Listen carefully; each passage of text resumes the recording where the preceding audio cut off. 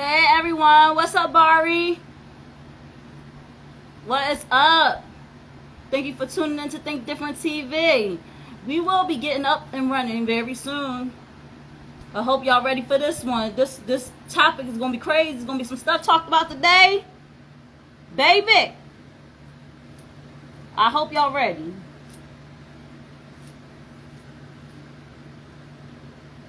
Hey. Appreciate you for tuning in. Hope you're able to stay for the whole episode, because like I said, it's gonna be some stuff talked about today. I hope y'all ready for these topics. Hope y'all ready for the independent artist spotlight. I hope y'all ready for these financial tips, because mama don't play, okay? Mama does not play.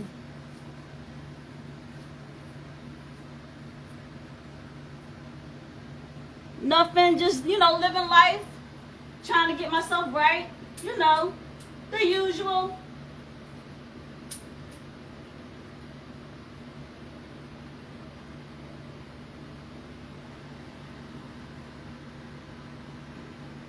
What's up, Bike Mom Floor? Thank you for joining in to Think Different TV. I appreciate you. Hope you stick around. Got a great topic tonight. What's up, V Brown? Actor, singer, all of the above. One of my favorite people in the world.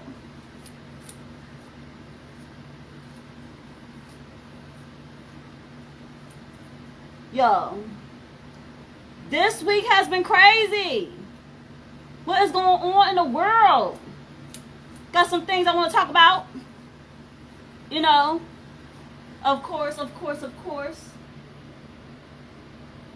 And you know how we do. I'll see more of you. Is that Monica?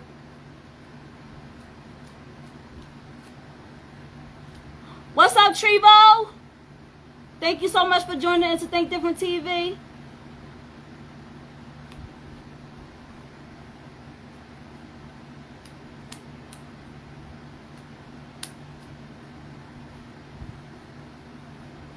What's up, Tia Love 21? Thank you for joining Think Different TV. What's up, birthday twin Melita?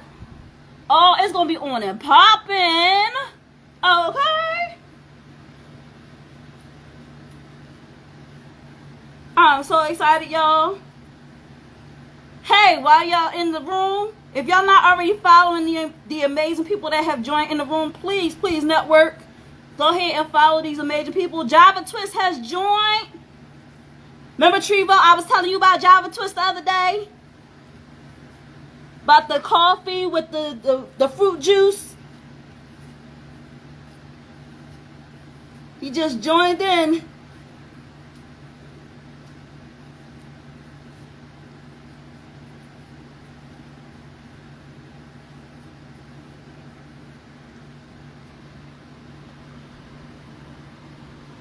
I'm telling y'all. Yes, the apple brew. The apple brew. That's what I was drinking. That's what I was drinking. So like I said, if there's somebody in there that you don't know, that you don't follow, please network. Please network and follow these amazing people.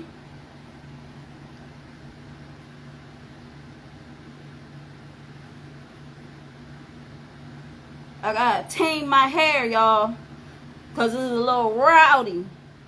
It's getting out of control. So that's what I'm doing right now, because I don't want to be looking a mess. I gotta represent. What's up, Mr. Smith? Thank you for joining in to Think Different TV. I appreciate you. Come on in, my friends. Like I said, it's gonna be some stuff we're gonna talk about tonight. Gonna blow your mind, okay? Like I said, topic is crazy. The independent artist spotlight is phenomenal. All right. No, what? V Brown, you crazy. I don't wear any wigs anymore, okay? I got too much hair to be putting it under a wig, honey. I'll be up here sweating. No, no, no. And I don't cornrow, so.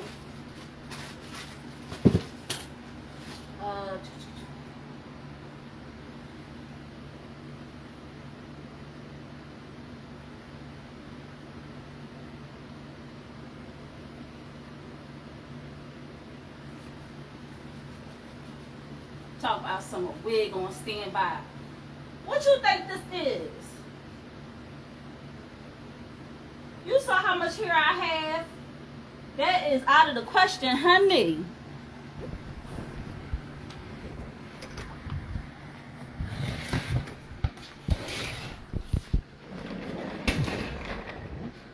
We about to get it on and popping. On and pop-a-locking. I'm so excited. So excited.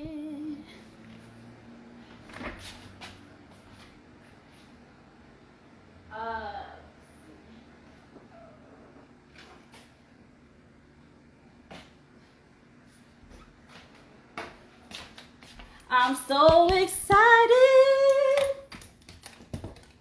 I gotta hit them octaves for y'all, cause y'all gotta know how excited I am. I could not wait to do this interview today, all right?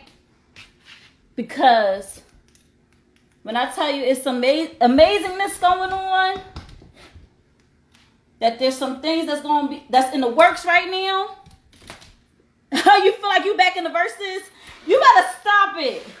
You better stop it. We're going to talk about that too. We are going to talk about that too, honey. Because that was craziness. I was like, oh my gosh. Hide your kids, hide your wife, hide your watermelon.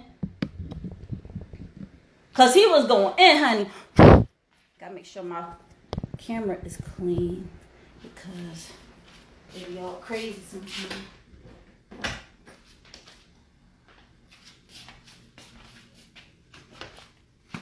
But how y'all feeling? How was y'all week? How was y'all weekend? How was everything? There was a lot of stuff going on this week. A lot of big changes politically. A lot of big changes musically. There's going to be a lot of stuff happening soon. Boy, I tell you. Oh, snaps.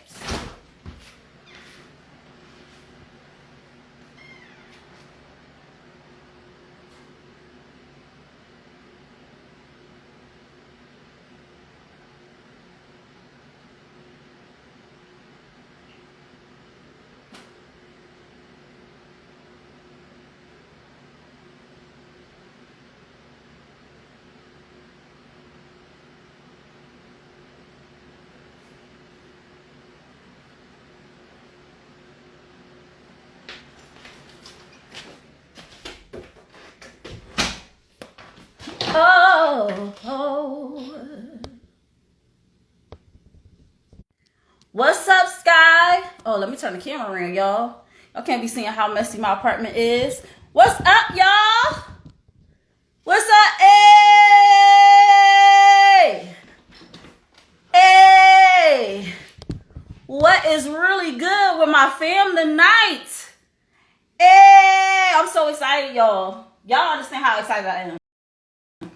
Well, y'all gonna find out. Y'all gonna find out. Hey, y'all see what I'm rocking, right? Y'all see what I got on, right?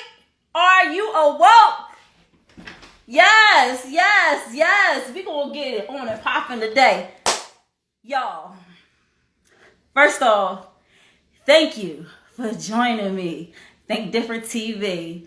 I'm your host, LaShia, all right?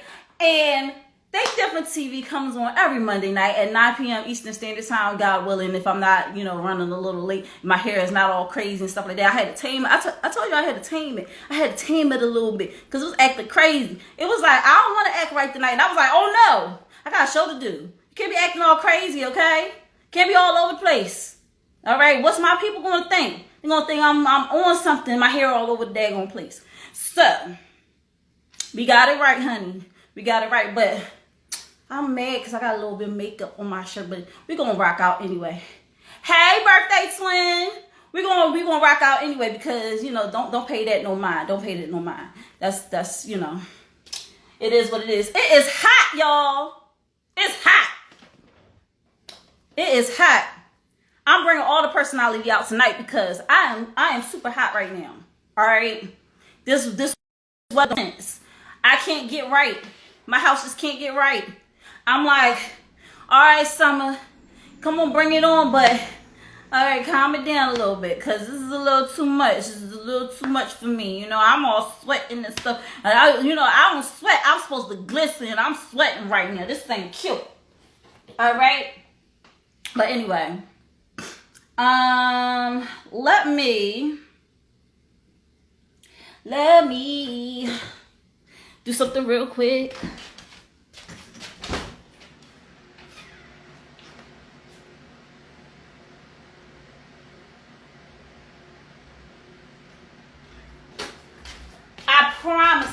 I promise we're going to start.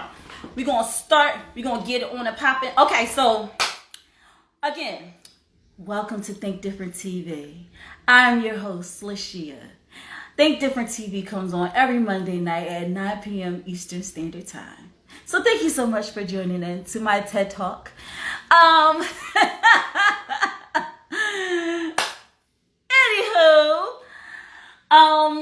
So Think Different TV also has sponsors. So I can't even get on with the show without shouting out my wonderful sponsors, because without my sponsors, Think Different TV wouldn't even be here. And I got so many announcements today. I'm trying to like get everything together. What's up, 90s Bibby? I have to like get my thoughts together because there's so many things happening at once. So I just want to make sure I keep y'all abreast to everything that's going on. All right, abreast, right? I learned a new word, so now I'm trying to use it as much as I can. So anyway, my sponsors are Anointed Ads. Anointed Ads is an award-winning graphic design and website company. All right. 14 years in the making, over 100 websites created, including his own www.anointedads.com. You can also find Anointed Ads right here on IG. You can find it on Facebook under Anointed Ads. That's ANOINTEDADS. Okay? So that's ANOINTEDADS. You just know Anointed Ad when you see it because it got eye-catching designs you can't deny, baby. And the thing about it is that he is working with me to get my website up and going for Think Different TV. So I'm super excited about that. And he created a flyer for my TV show. So y'all see it circulating everything. That's all the work of Anointed Ads, okay? So make sure you hit up my boy Phil, Anointed Ads, 609-534-0237 when you're ready to get your project started, when you're ready to get that flyer created for your business, for your event, when you're ready to get that website created. Hit them up. Let them know you're ready to get started. And when you mention Think Different TV, you get 15% off of your first project. How amazing is that, right? Just say, LaShia sent me. And he'll be like, oh, I know that crazy girl. You know, so I'm going to hook you up, right? So you're going to take 15% off of your first project. That's always very, very good, okay? Then we have our other sponsor, is Euphoria Water. All right, Euphoria Water is the cleanest, healthiest water in Philly. Alkaline with minerals, no chemicals, no additives, none of that crazy stuff. And I'm telling y'all, sometimes the worst water comes in the best looking bottles. And we ain't for that over here, okay? If you're going to hydrate the right way. Get your Euphoria Water today. You can find Euphoria Water right here on IG, UPHORIAWATER. All right? Make sure that you go and shout them out. Say, yo, I need that water. I need that water like right now. And if you live in the Philadelphia area, you can put in the order and have Captain deliver it straight to your door. That's 267-707-8279. Give Captain a call at 267-707-8279. Put in that order today. What's up, Judah Priest? Hey, how are you? Make sure that you put in that order today, honey. Get that water, because I'm telling you, ever since I've been drinking that water, I feel like I got so much more energy. I mean, I had those times when I sleep, but I mean, everybody has to sleep, right? But I feel like I have so much more energy. Like, I just don't know what to do with myself. It's better than Red Bull, y'all. You know, Red Bull gives you wings, but, you know, Euphoria Water makes you take flight, honey. It makes you take flight. And in a good way, because you don't want to be bogged down with all these chemicals in your body. Is a great way to purify yourself, a great way to detox yourself. You know, look at my skin. Look at my skin. Look at my skin. Now, I know I got makeup on, but even when I don't wear makeup, y'all, my skin it be glistening, okay? It be the boom, because of the Euphoria Water. So make sure that y'all put in your order today. All right, y'all, that's my sponsors for Think Different TV. I want to make a great announcement. I do have a new creative director. You know, because Think Different TV is now on its 26th episode. Come on. 26 episodes, y'all. This is the 26th episode. Last week we did the 25th episode, and guess what? It was the boom, okay? And I was just like, dang, I made it to 25 episodes. It's about to get real now. It's about to be real crazy. And when it gets to 28, it becomes a habit. 90 days, it's just going to stick, honey. It's just going to stick. So I said, Dad, you know, I need some help, because coming up with topics and finding independent artist spotlights and all this stuff, it's going to get kind of crazy now. So I enlisted Treva LaFire to be my creative director. Hey! So he is the creative director for Think Different TV. He's going to help this girl out, you know, so I could concentrate more on being a host and not be so much into like planning everything out. Because, honey, when I tell you coming up with topics and stuff, that stuff crazy. I have to kind of just like go through my week and find out what's popping and see what kind of things are being discussed, and then, you know, come up with a topic, you know. So he helps me out so much. It's crazy how somebody can come into your life and just be your day one from day one. Like, you know, just never switch up, always be there. When I have an idea, I can call him up and say, hey, what do you think about this? And he's like right on it, like, yo, what's up? What's up, JVYM1?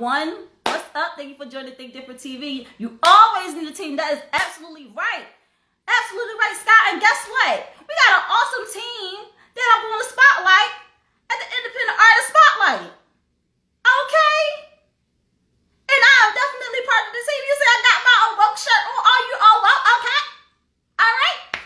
So, center. Because I don't want to be too hyped. Because I got to go into these topics for tonight. And, but I mean, still clap it up for Treva LaFire. Make sure y'all go ahead and follow him. He's going to be a very, very big part of Think Different TV. What's up, Church for the Wicked? Thank you for joining Think Different TV. I'm telling you, he's going to be an awesome part of everything that is going on. He's an artist himself, but he's going to take the time to help me with my show. How amazing is that? How amazing is that? I'm telling you, this guy, he don't even live here in Philly, y'all. He lives down in South Carolina, and he's going to help me out. See? Networking. Make sure y'all network. Follow some people. Get to it, y'all, because I'm telling you, sometimes the people that do the most for you and are in your corner the most are people that are not related to you, that are, I'm telling you, people you just meet. You just meet. And I just knew his energy, his positive energy is what I needed, you know. Because sometimes when you're creating something and you're an up and coming type of show and you're trying to, what's up, Anointed As, one of my wonderful sponsors. When you're up and coming and you're trying to develop something, it can wear on you a little bit. You know, you're like, am I doing a good job? I'm not receiving any feedback, so I don't know what people want, what people like, what people want to see. And he's been there to just kind of like give me feedback and let me know like, hey, this is great and this is not great. And, you know, and he's totally honest with me. What's up, Turk Boo? That's my other sis. What's up, sis? Thank you for joining Think Different TV. I appreciate you. That's what y'all, we got to 11 viewers. That is so amazing. I rarely see it go jump to the double digits. So I'm like, so high. All right. So this week was crazy. All right, there was a lot that happened, honey, and I'm gonna jump on these topics. I'm gonna hop off of them really quickly because, like I said, I got an independent artist spotlight that is amazing, and I don't want to take a lot of time from them. And also, you know, these are touchy subjects, and if I really dig into it, y'all, it's gonna. We gonna be on these topics all night. So I want to just like hit them and quit them, okay? The hit them and quit them of the night. Taking a sip of my Euphoria water. Hold on real good. All right. So, in the news this week, what's up, Modus Kemp? Thank you for joining in to Think Different TV. In the news this week, Roe versus Wade overturned. WTF. Why is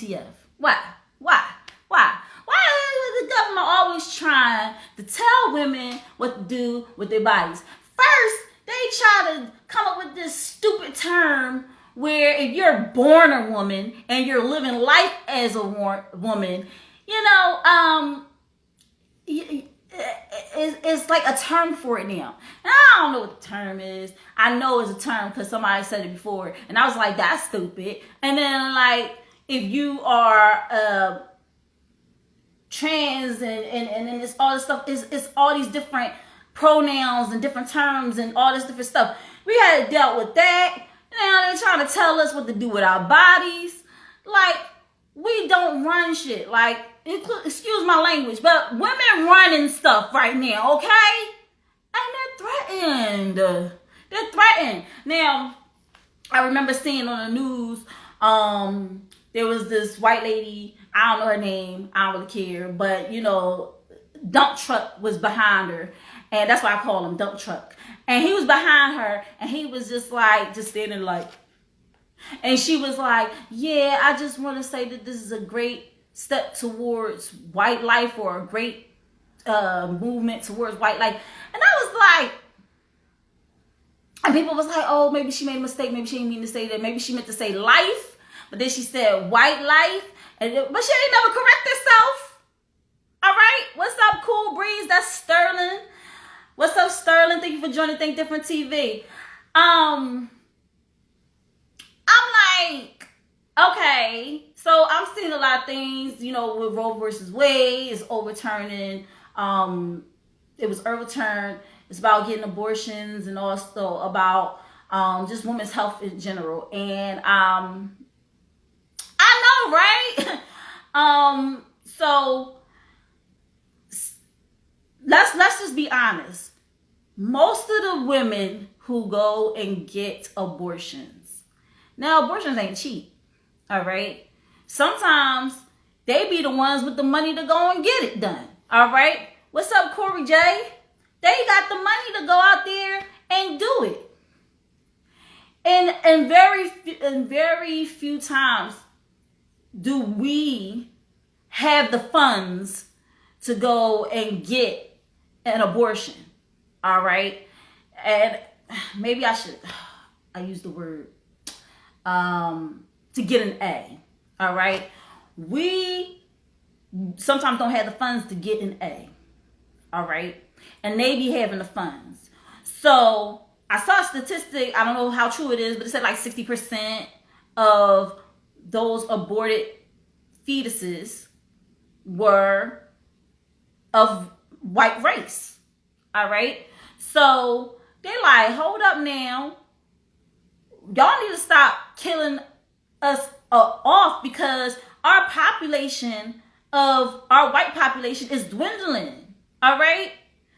Between interracial couples having babies and people migrating over to the U.S. and everything, like their numbers are very quickly dwindling down. They're becoming a minority. They don't like that, okay? They don't like being the little people in the room.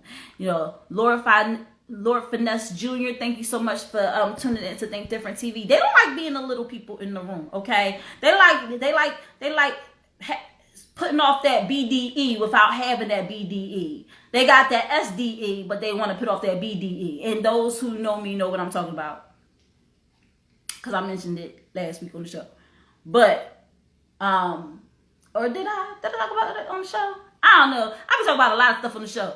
Hopefully, y'all know what I'm talking about. BDE, SDE. All right. So, when you have a group of people who know that they're in danger of no longer being here because they're getting wiped out little bit by little bit, like it's wiping them out, they get scared, okay? So what's the first thing they do? They try to look for ways to keep themselves a majority. All right? They say, oh, well, you know, we got to keep it, you know, white, right? Because white is right to them, so they want to keep it white. So what they do, they go and say, well, first off, we got to make sure we keep white people with white people. They can't be commingling and going and being with black people or with Native Americans or with Indians or with Chinese people. Like, they got to stay within their own race. We don't like interracial couples because we know that it's putting us in danger. Another thing, they don't like LGBTQ. They don't like that, right? LGBTQ? Yeah, they don't like that because guess what? If the same sex is having sex, then there's no way any baby's going to be procreated. So they like, that's a danger to us because, you know, y'all not creating babies or whatever. And then they're like, the AIDS that have been happening, and their race is also getting killed off by that. So they're trying to do everything in their power right now, everything, to make sure that they preserve the white race. And that's one of the things that they're doing. So they overturned Roe versus Wade. They say that 5 times fast, right? What's up, Azar King? Thank you for joining Think Different TV. So they overturned Roe versus Wade, which is causing quite a stir. All right, there has been protests going against what has happened, and the police are really aggressive. Okay, all right, because like Jodie Sweetin, Stephanie Tanner was out there protesting. She tried to cross the line though, so that was kind of crazy. She tried to cross the line, and they pushed her. They pushed her so hard, honey, and she hit the ground like fudge. And then everybody was like, oh my gosh. And she jumped right back up like she ate. She's like, I eat those. And she was like, no justice, no peace. No justice, no peace. And, you know, it's a whole bunch of people out there protesting on like a major highway. So they getting it in, y'all. They protesting. I was like, where was all this energy on January 6th?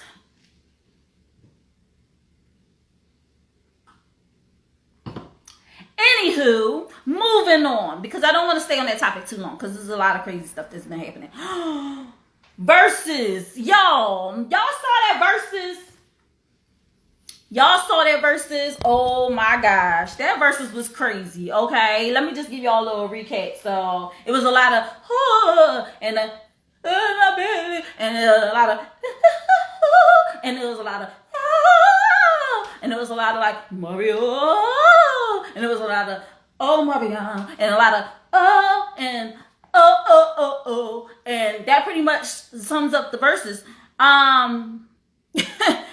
So verses was Ray J and Bobby V versus Sammy and Pleasure P. Yeah, that was a versus that I didn't need to see. Only because when it comes to Ray J, only has a few hits. Bobby V, again, a few hits. Sammy, wonderful voice. He really made me a believer that night. But again, very few hits. Pleasure P. Oh, and Jeremiah, and we job and we and us in the club. Mario's like, yo, hey yo, stop. Why? What is going on? That versus was toe up from the flow up. I was like, what is going on? And then you have Mario versus Omarion. Now, Omarion, poor little Tank. That's all I gotta say about that. Poor little Tank. He tried it, y'all. He really tried it. But he know he not a vocalist. He just know he not a vocalist. Yes, he has some hits with B2K. He even has some hits solo. But, baby, we know you're not a vocalist. We know it. Every time I sing one of his songs, I feel like I gotta dumb my voice all the way down. And I'm not trying to be funny, but I feel like I hold back a lot when I sing one of his songs, because it's not hard to sing. You get what I'm saying? And I'm not gonna lie, like sometimes that help people get ahead faster than people that can really sing and are really vocalists. Like, you know, B2K get put on, but Layla Hathaway is sitting over there like, you get what I'm saying? You know, it's because people, when they're singing a song, they don't want to be up there like feeling like they're vocally challenged all the time. So when you come up with a catchy song that is singable and you can sing it, you're like, oh, I can actually sing this song. Now you hype yourself up. You get what I'm saying?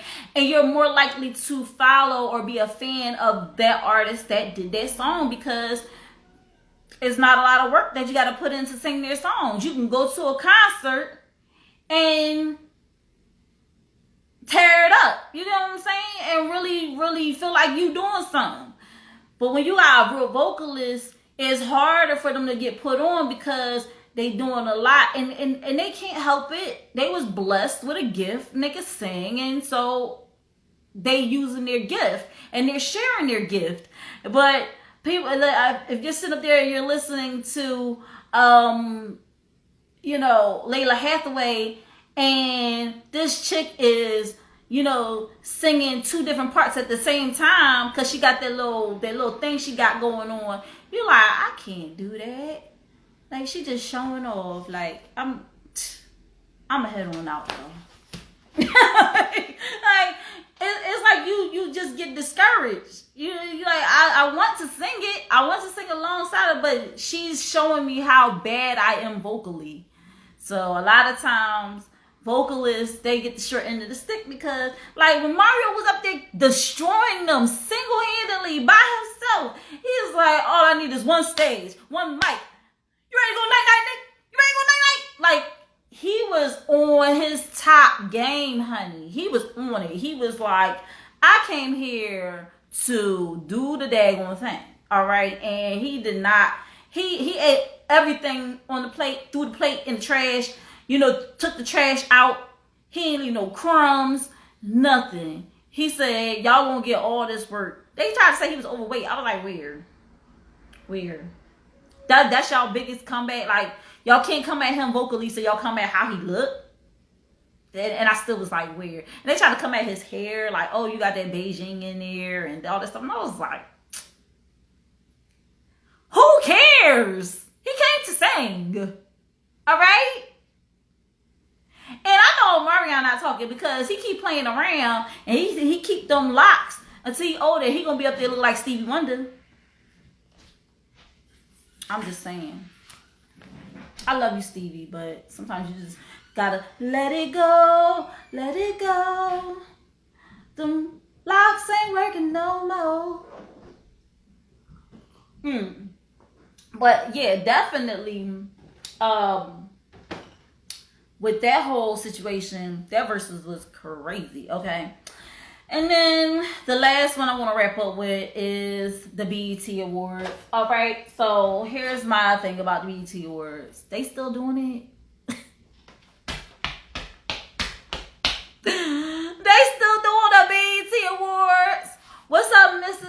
little bit, y'all. Thank you for joining us to Think Different TV. Yeah, they still doing on the BET Awards. I'm so out of the loop.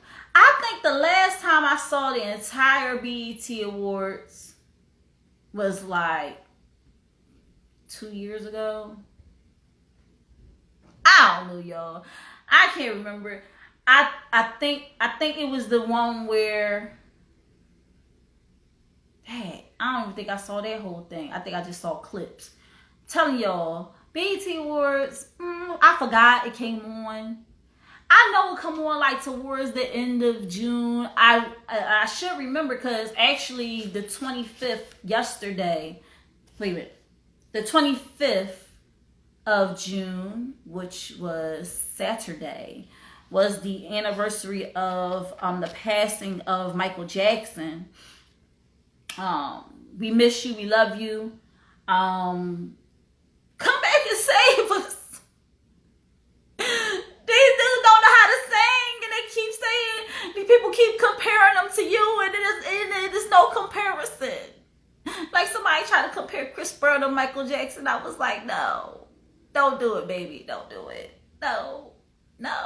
And even Chris Brown, no, he like, y'all need to stop comparing me to that man. That man got catalogs. It's gonna take me my whole life to come up with the extensive catalog that Michael Jackson has, okay? He already know. He's not playing with y'all. He is not playing with y'all. Stop comparing that boy to Michael Jackson. Just stop doing it, okay? He knows he's not there. He's not there, okay? He knows it, all right? He has made it very clear. He says, stop comparing me to that man, all right? No, it's not going to happen. It's never going to happen. Not in this lifetime, all right? So, yeah, like BET Awards. Like, I didn't watch it. I know some people that did watch it. They thoroughly enjoyed it. But I will say this. This is a sad week for live R&B. I'm telling you. Because Giveon, I think that's his name.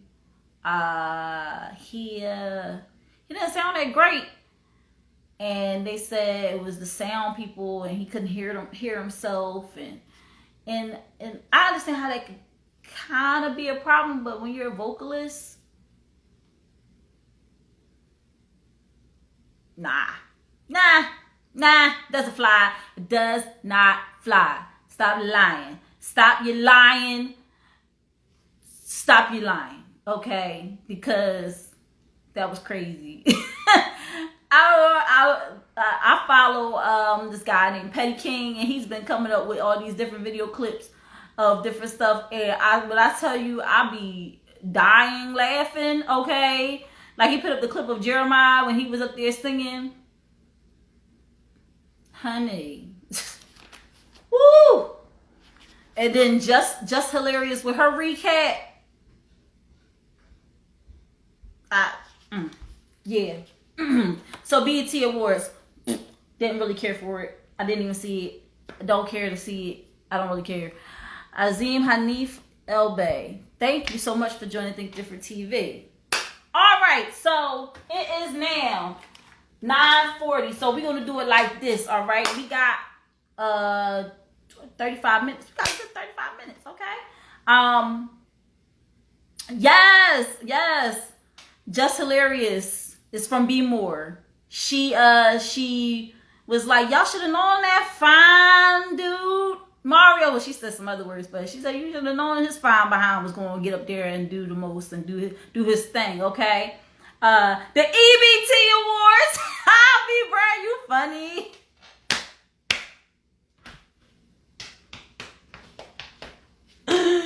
Oh my gosh, it's like the bargain brand of the Grammys, right? It's like it's trying, but it can't. I remember when the BT Awards used to be something I wanted to see. I used to be mad like if I missed it, and I was like, you know how BT do. They have it on replay for like 6 weeks straight, or at least until the next awards. So you just be sitting up there like, I missed it, but the Great Value Awards. I can't, y'all stop it. Trevo, you was something else. Yeah, like, it's not like how it used to be. It's not like how it used to be. People used to sit there and say, you know what, I'm gonna, take the time out, actually watch it. I got some of my faves performing tonight. Nah, just not hitting. And it could also be like, do y'all think the BET Awards are not a thing because, like, y'all can answer this in the comments, but do you think the BET Awards is not a thing because we don't have the caliber of artists that we used to have back in the day? Or do you think award ceremonies are just dwindling and just phasing out anyway? Like, is it a thing of the past award show period? Or do you think that they're not hitting the same because of the caliber of artists that we have nowadays? They're not grabbing our attention. They're not, I think one guy I follow on Instagram, he said, he was like, Dad, I didn't even know it came on. And he said something about, he's like, y'all need to just turn this off and put on Baby Boy. Put on Baby Boy. I was like, he's stupid. But they probably will. They probably was considering it. No, it's just BET being slack. That whole network is a little slack. Yeah, they are lazy. They don't want to produce what we want to see. They want to produce first of all, just hearing BET Awards is coming on. A lot of people flock because they remember the days of old where the BET Awards was actually popping. So they try to give it a chance year after year, see if it's different, see if it's going to be hitting this time. And there's always coming up a major disappointment. So they got lazy, especially when the pandemic happened. Well, actually, I'm not gonna lie. When the pandemic happened, some of them performances was fire. Like they was more fire with when they was trying to ease back into having a crowd there, having people there. It's like artists just they went when that pandemic happened and they was in hiding. They didn't do vocal training. They didn't do nothing. They didn't do performance training. They just was like, people gonna buy our stuff based off of audios off of TikTok and Reels. And then, Beyonce just came out. Oh, that's another thing. Beyonce just came out with an album, and like literally like 5 minutes this particular song been out, and people already making videos, with the song. I'm like, who? Let me stop, cause it's not that I have anything against Beyonce. I think Beyonce is an amazing performer, amazing singer. But I'm just like, this lady literally was out of the scene for like 6 years. Comes out with an album, and I'm over exaggerating. I know she was out, but she comes out with an album and y'all run to go get it. I gotta go get it. And I'm like, just keep lining her pockets. But meanwhile, the person that lived down the street from you that can sing and sing their face off and do all that stuff that Beyonce can do, y'all scared to support. Like, it's like a $10 CD. You like, oh, I don't know. Let me see if I have some money. But Beyonce, like, and then Beyonce don't be coming, I don't get it. I really don't get it. Son of Jan, thank you for joining in to Think Different TV. I don't get it. I don't. Like, y'all gotta support these independent artists, these local artists, these people that come to every freaking event, giving y'all their all, paying to perform,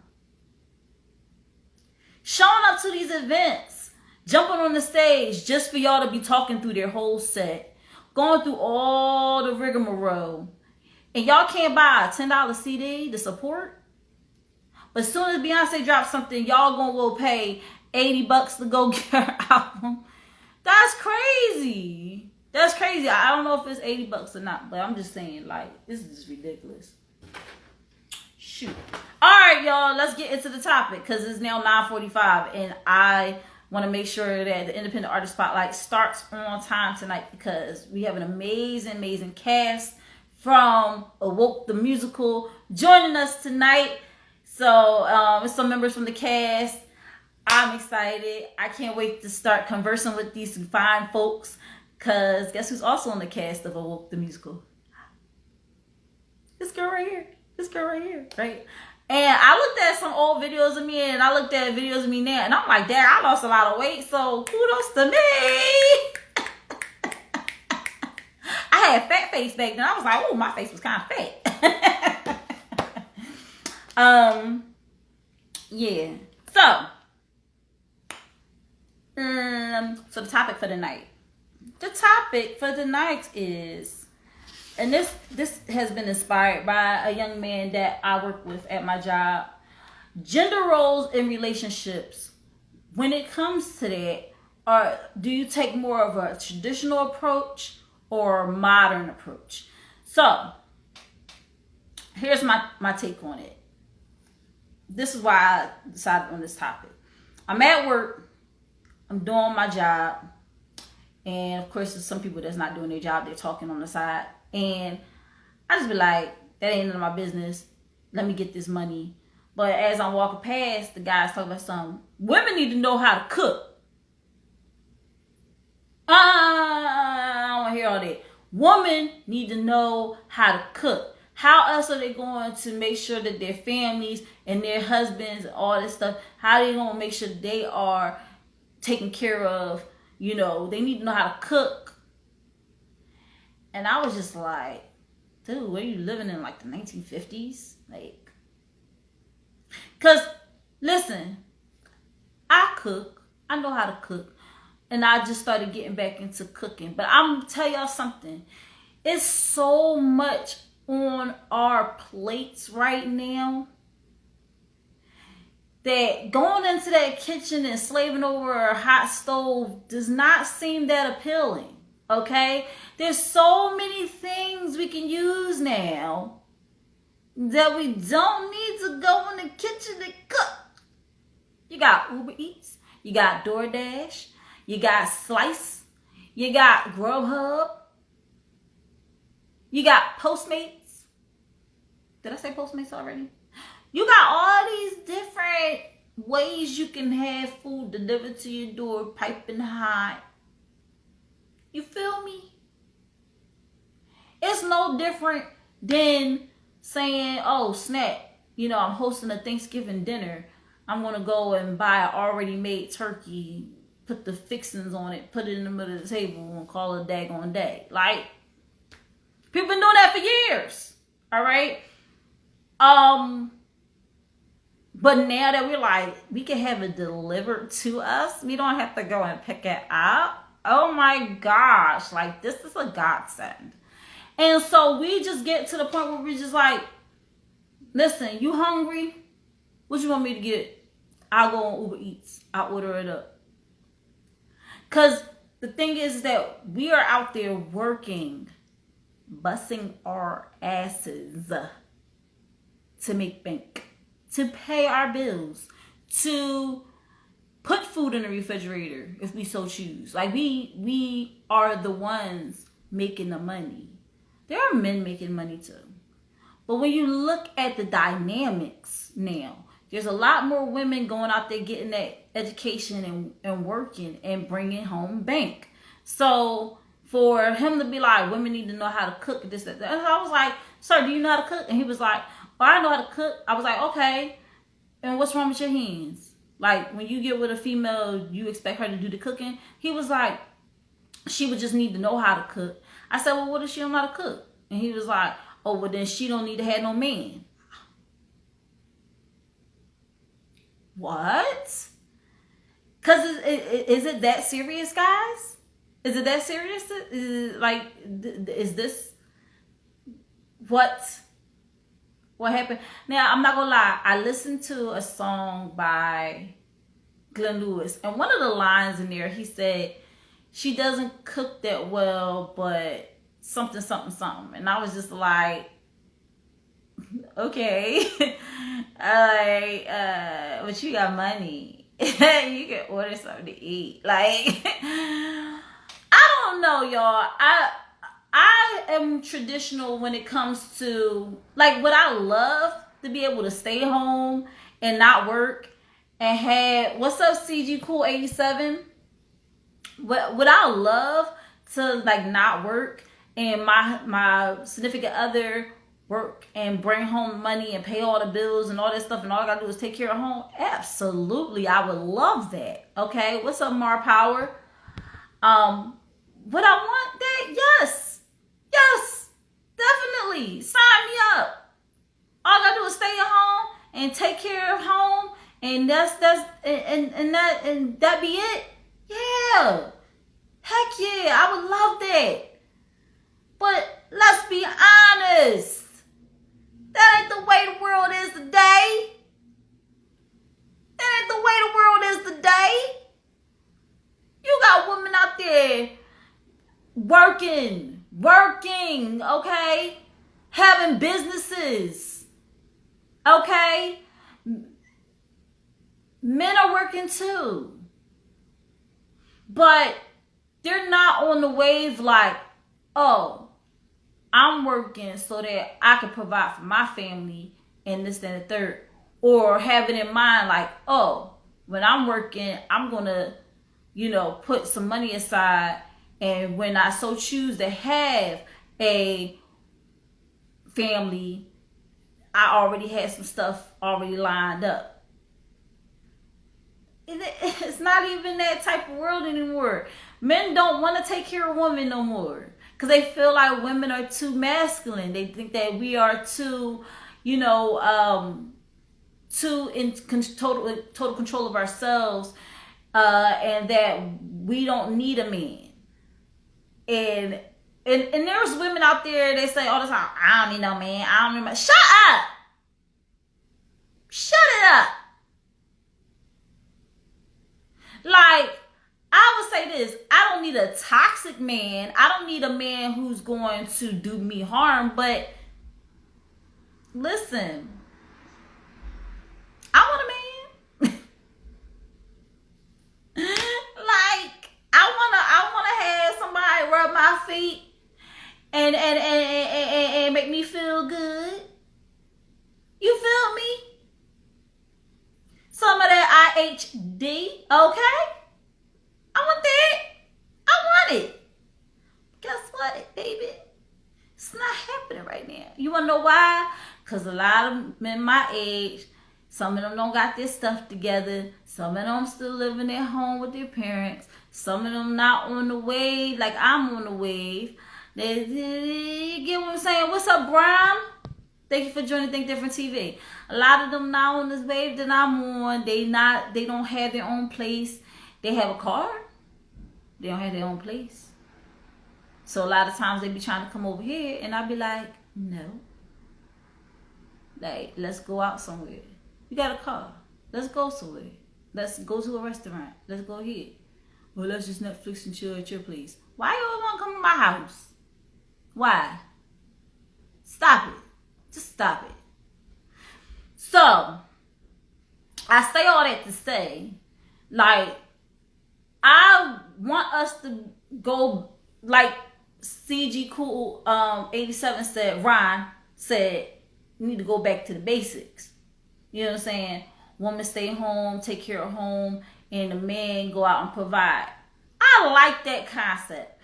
We got away from that because there was a lot of feminists that was like, shut up, V Brown, because he lives in his car. Stop it. There's a lot of women that was like getting abused by their husbands, being told that they have to stay. Ain't nobody gonna want them, And they went on and they said, you know what, I'm not gonna let this man tell me, who and who don't want me. And because it was a stigma on women who are married, and then, you know, once you marry and you lose your virginity, you become damaged goods. All right. And then they say, oh, well, she can't get married again. So then the woman, she finds that she can't find a man that wants to marry her and take care of her. So what does she do? She gets a job. She starts working. All right. And then she's out there in the workforce. And then she starts seeing, this is very liberating. You know, I'm able to make my own money. I don't have to answer to anyone. This is freaking amazing. You know, some people, they get to the point where they like, I like this. I like being independent. I like bringing home my own money, cooking my own meals, and be able to cater to myself and take care of myself. So then they got a glow. They got a glow because, you know, all women were told back then was, go out there, get you a nice husband, and he gonna take care of you and all the stuff, and blah, blip, right?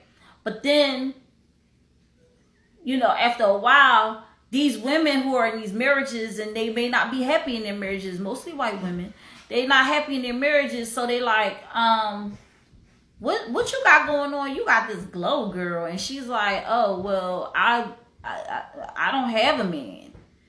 And like, you don't have a man. I'm not married. I'm living my life. I'm working.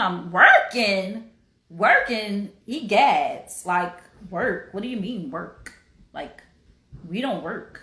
We stay home. We take care of the children.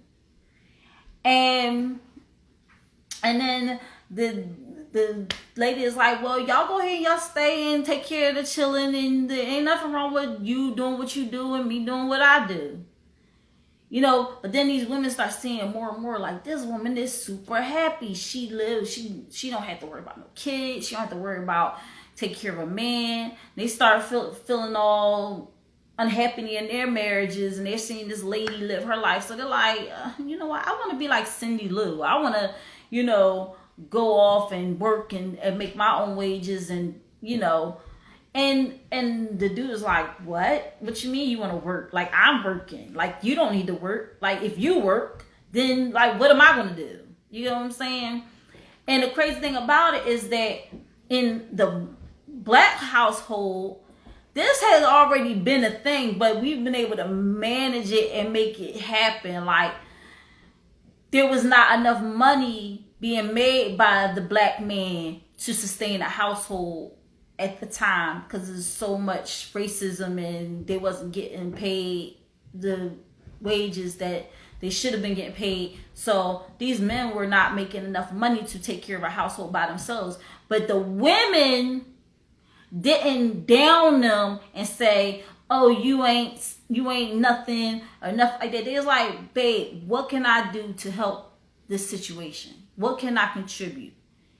And he like, I hate to ask you to do this, but, you know, and I know you take care of the kids. You do a fine job taking care of the kids, but I need some help. And a woman goes out and she finds a job cleaning the house and making money. And they was both bringing money into the household, and it was making things happen, and they was perfectly fine and happy. And they was still having bomb sex, and they was creating all these children, and it was fine. It was cool. But then you had Cindy Lou walking past, and, you know, she not telling her white counterparts they need to leave their husbands, stuff like that. She telling them, y'all do what y'all want to do. Y'all do you and I'll do me. But she going over and see these black people happy and stuff. And then she's like, you know, you don't feel some type of way that you have to go out and work. You don't feel some type of way like, Cindy Lou, keep your drama over there. Okay? And that's how we started moving from the traditional way of doing things to the more modern way of doing things. See, me, I know I ain't boo-boo the fool. I know how we ended up where we're at right now. I know why women are working. We've been working. It wasn't like because we was women, we wasn't out there plowing in the fields too. We was picking cotton too. We was being mammies too. Like we was doing work as well. So this was not new to us. We always been working. It was the white women that wasn't used to working. It was the white woman that wasn't used to bringing in an income to the household, because the white man, all he had to do was have a bunch of slaves or hire a bunch of black people to do the work for him, bring in all this money and hardly pay them anything and be able to pocket most of the money. So the white woman never had to worry about working, right? Never had to worry about it. They wanted to work. They wanted to work because they felt like being a working woman gave them value in their relationship, because being taken care of by a white man and he took care of everything, they did everything in their power to make them feel valueless as well. So just like they was treating the slaves like crap, they was treating their women like crap as well. Like that's straight facts. That ain't no fakey fake type stuff. That's what was happening. All right. So now we got today where there's women working, men working. There's a lot of dating. There's a 50%, 62%, whatever, chance of divorces in couples that get married. There's a lot. And then on top, the cherry on top is the overturning of Roe versus Wade. So this is just keep piling up. So me personally, like I said, I would love a traditional way of a relationship where the gender roles in the relationship was the woman stay home and take care of home and cook and clean, and the man goes out and makes the money and does all that stuff, provides for the home. Like I think that I would like something like that. But when it comes to the modern day, like, I wouldn't want a man to expect me to do all the cooking and cleaning if he's expecting me to go out and work too. If he's expecting me to do what he does in the relationship and do what he thinks I should do in the relationship, then that's just too much. All right? It's going to be one or the other. If you want me to be, someone who is taking care of home and cleaning up and all this stuff like that, do not ask me to go out and get a job. You should be out there busting your ass, having a job or even 2 jobs. Like, don't ask me to do anything, because how I'm feeling is like the women back then, they was like, what can I do to contribute? Because they know that the black men back then were getting shafted, and they still are in a way, but there are ways. Like, you got black men that own their own businesses. You got black men that, you get what I'm saying? Like, so I got I got 10 minutes. So I got 10 minutes. So what I'm saying is, in order to propose that your mate takes a certain role in a relationship, you have to be willing to be their other role 100, 200, 500, 1,000%. Like, if you're going to say, you stay home and take care of the home, I'm going to go out and provide, make sure that you're providing. All right? Make sure you're providing. And because you can't ask someone to do something that you're not going to do yourself, or you can't ask somebody to be a certain role in a relationship and you're not willing to fulfill your role in the relationship. That's crazy. When this guy said women need to know how to cook, and then I said, well, he's like, because they had these kids and this and the third. When I said, well, do you have kids? And he said, no. He said, that's why I don't even know how to cook. He's like, I know how to cook, but I don't need to know how to cook. I said, and I turned around to this young lady and I asked her, I said, do you have kids? And she was like, no. I was like, good, because I didn't want to, like, you know, I wanted to make a point. So I was like, well, she don't got kids. So shouldn't it be based on your logic? She don't got no kids. So she shouldn't have to know how to cook either. He was like, no, because when she want to get a man and when she want to take care of her kids in the future, she gonna have to know how to cook and clean. I said, I'm just wondering, like, is she gonna be with a guy whose hands and brain and feet don't work? Like, I was like, who? Is this something you want to tell me? You gonna be dating somebody that can't do that for themselves?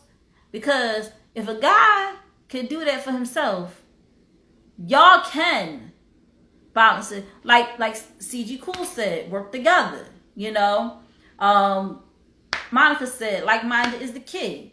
You know, working together, having the same mindset, being on the same page when it comes to relationship. That's why instead of just jumping into a relationship, you have to. And I'm going to say, I said this on several lives before. You have to definitely sit down, have a conversation, say, this is what I want in the relationship. This is what I'm bringing to the table. What are you bringing to the table? And have that type of discussion. If y'all are going to really do this and make it a serious thing and really have a relationship. Because when people are not on the same page and do not communicate, then and I mean, talk about everything. How are you with child rearing? How are you with, you know, what do you think about disciplining your child? What do you think about, you know, family gatherings? What do you think about this? What do you think? Like, have those discussions. It's 2022.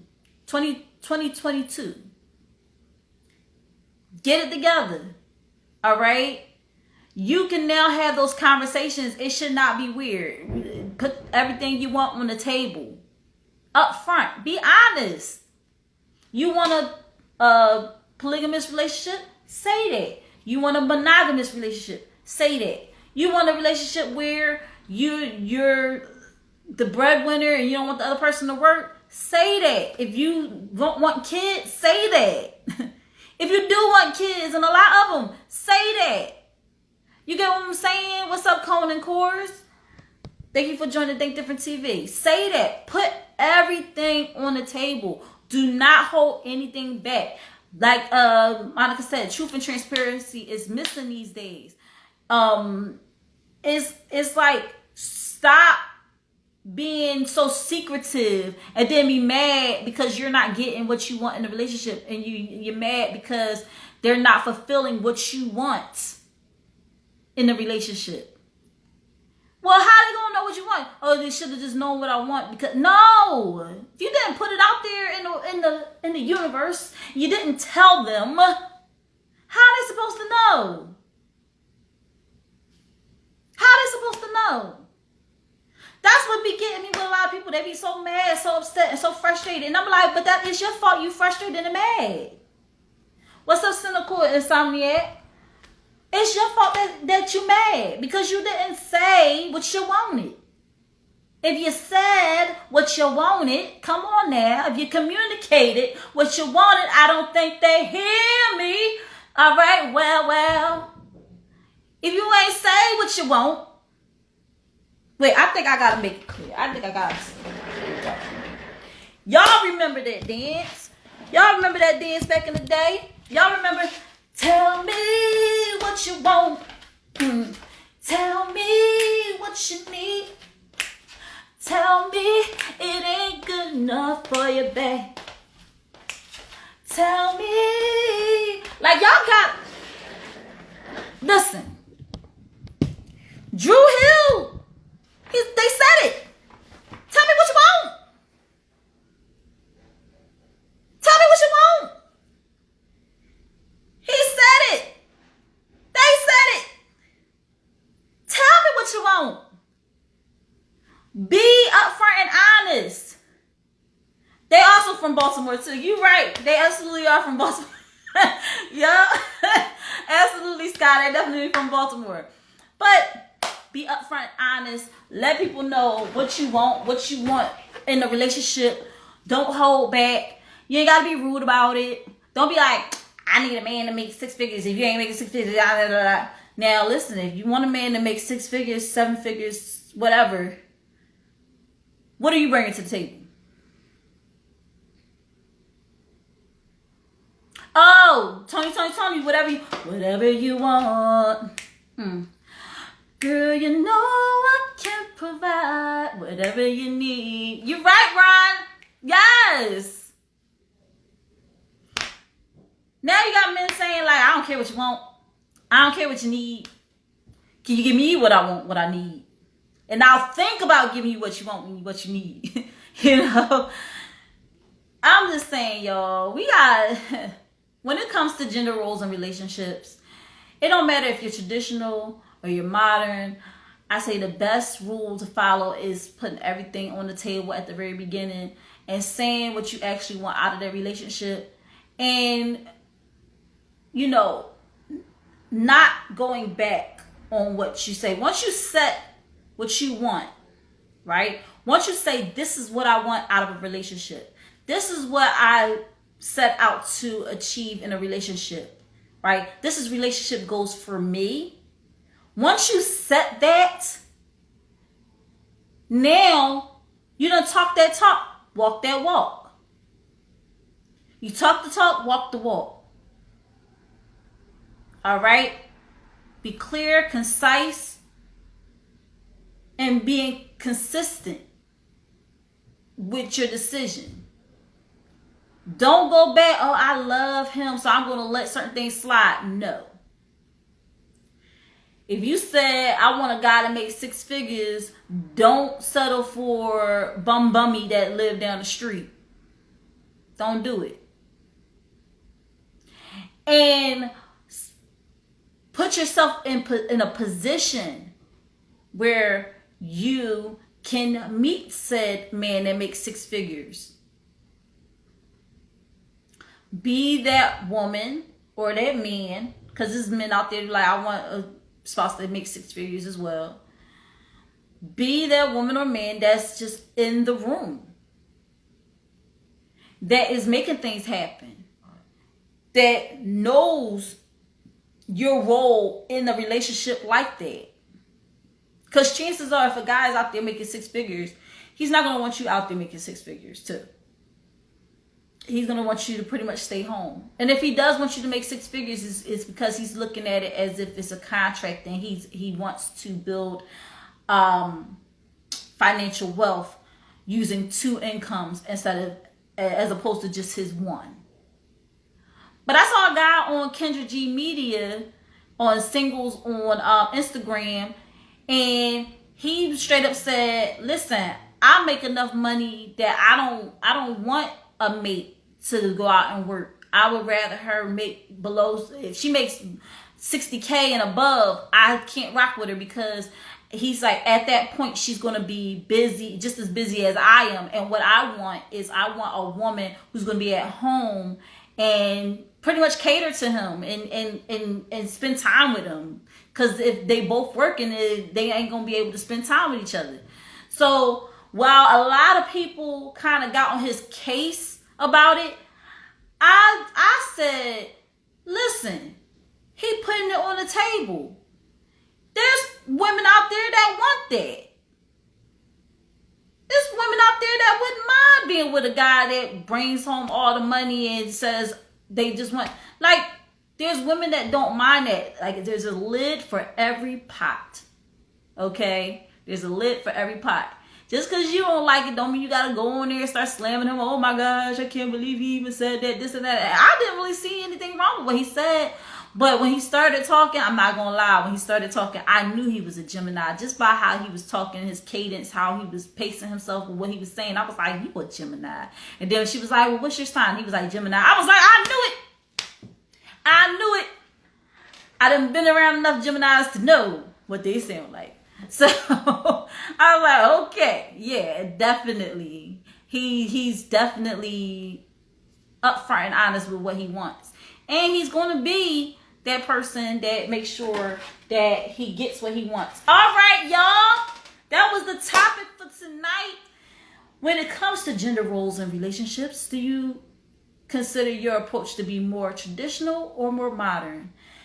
Make sure that when this show, the replay, is on IGTV, the series Think Different TV, or on my YouTube channel, Think Different TV, you make it your point to go and watch the replay and, leave a comment below, hashtag replay in the comments, and let me know what you think about that topic, okay?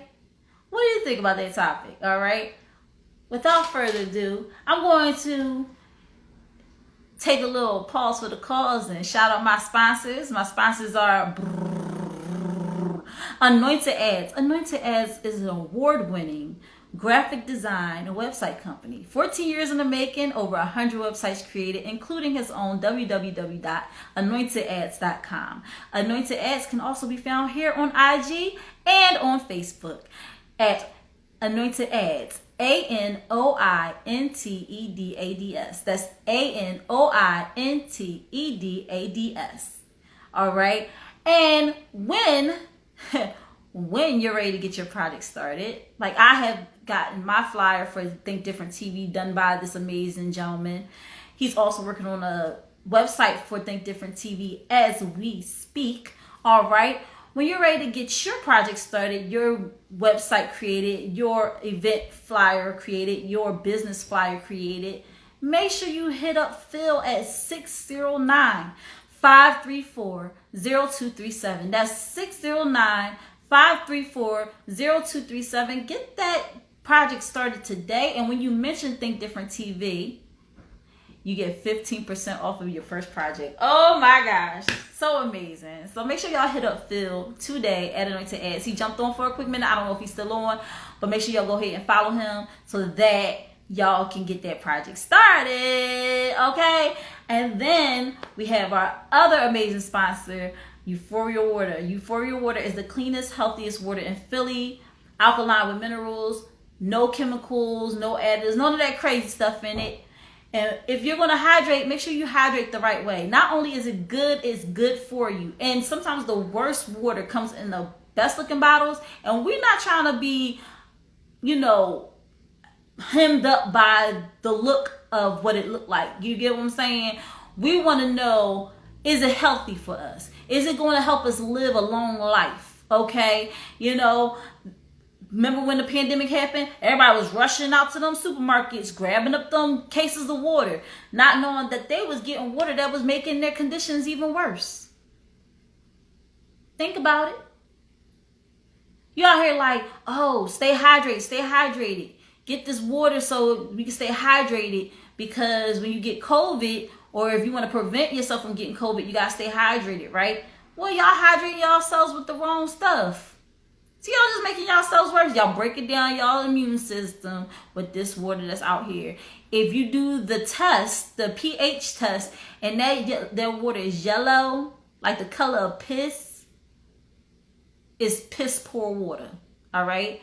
What you want is that purple rain, okay? You want that purple rain, and that's what Euphoria Water is. And on that note, I'm going to take a sip, and then I'm going to get this independent artist spotlight on and popping.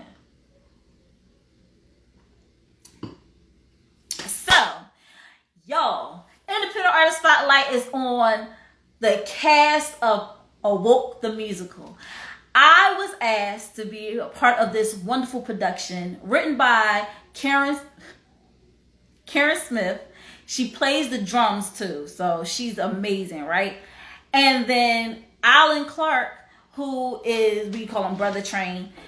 I knew him back in the day, I was like 18, 19, maybe 20. Like, I knew him. And I used to perform in the open mic scene. And he hit me up and he said, yo, you want to be part of this musical?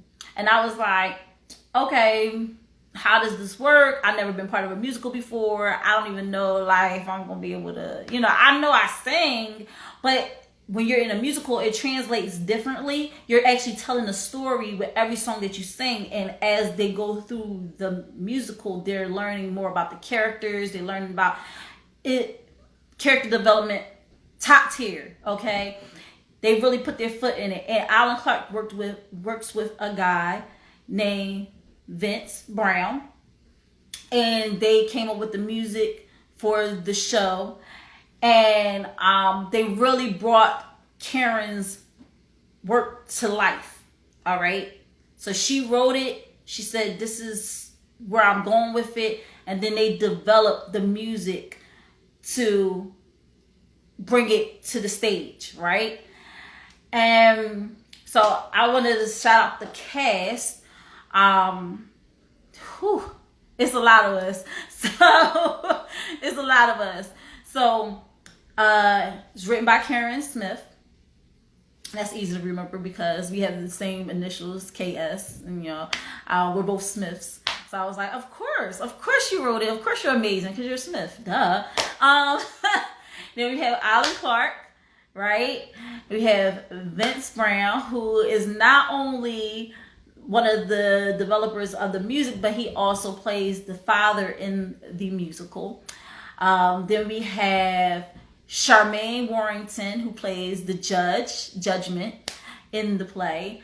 We have, the musical. We have Marley Marl, who plays Uncle Tiptoe, the bailiff.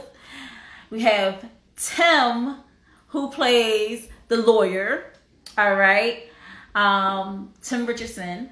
Then we have Melita McKeithen, who plays one of the jurors. Samaya Nafisa, who plays one of the jurors. Sky England, who also plays a juror. Then we have me. I'm playing the mother. And you have Sterling Calhoun, who plays one of the children. Jericho plays one of the children. Corey Alice, who plays one of the children. And you have Deanna Gill, who is amazing songstress. She's playing Lost Mama. So there's a difference between mother and Lost Mama. Lost Mama has a child, and I'm gonna bring some people in here because it's a lot. Okay, it's a lot. But the breakdown of Awoke the musical is that it's about the injustices in the justice system. How we don't get a fair shake in this justice system. And it's been forever, y'all.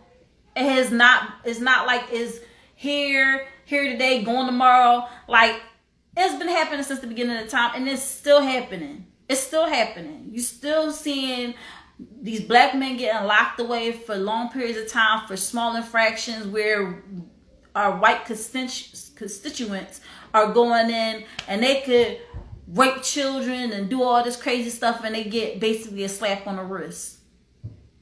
So let's get into it, y'all. All right, I'm going to bring in Melita McKeithen, who plays one of the jurors in Awoke the musical. All right. Hey, honey. Hey. Hey. So I want to tell people about this beautiful woman right here. So not only is she a part of Awoke the musical, she is a part of a lot of different productions around Philly. Okay, she stay busy. All right, every time I see her up on her Instagram, she got something going on. And not only that, y'all need to go check out her YouTube channel because she does Miracle Monday. It's a Miracle Monday, yeah. So y'all need to go and check her out. Sky said, "Hey, Melita." Hey, Sky.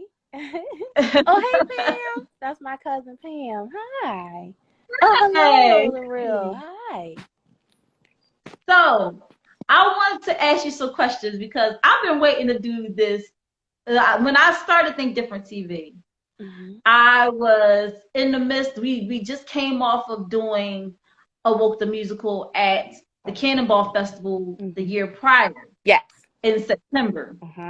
And so when I started Think Different TV, I said, wow, it would be amazing if I can spotlight Awoke the musical, because it's an amazing experience that I've been a part of, and I'm just so honored to be a part of such an amazing cast. Y'all are just awesome, like, and y'all welcomed me in like I was like brand spanking new. I didn't know what was going on. Girl, You like, please, you bang it. I sing behind you.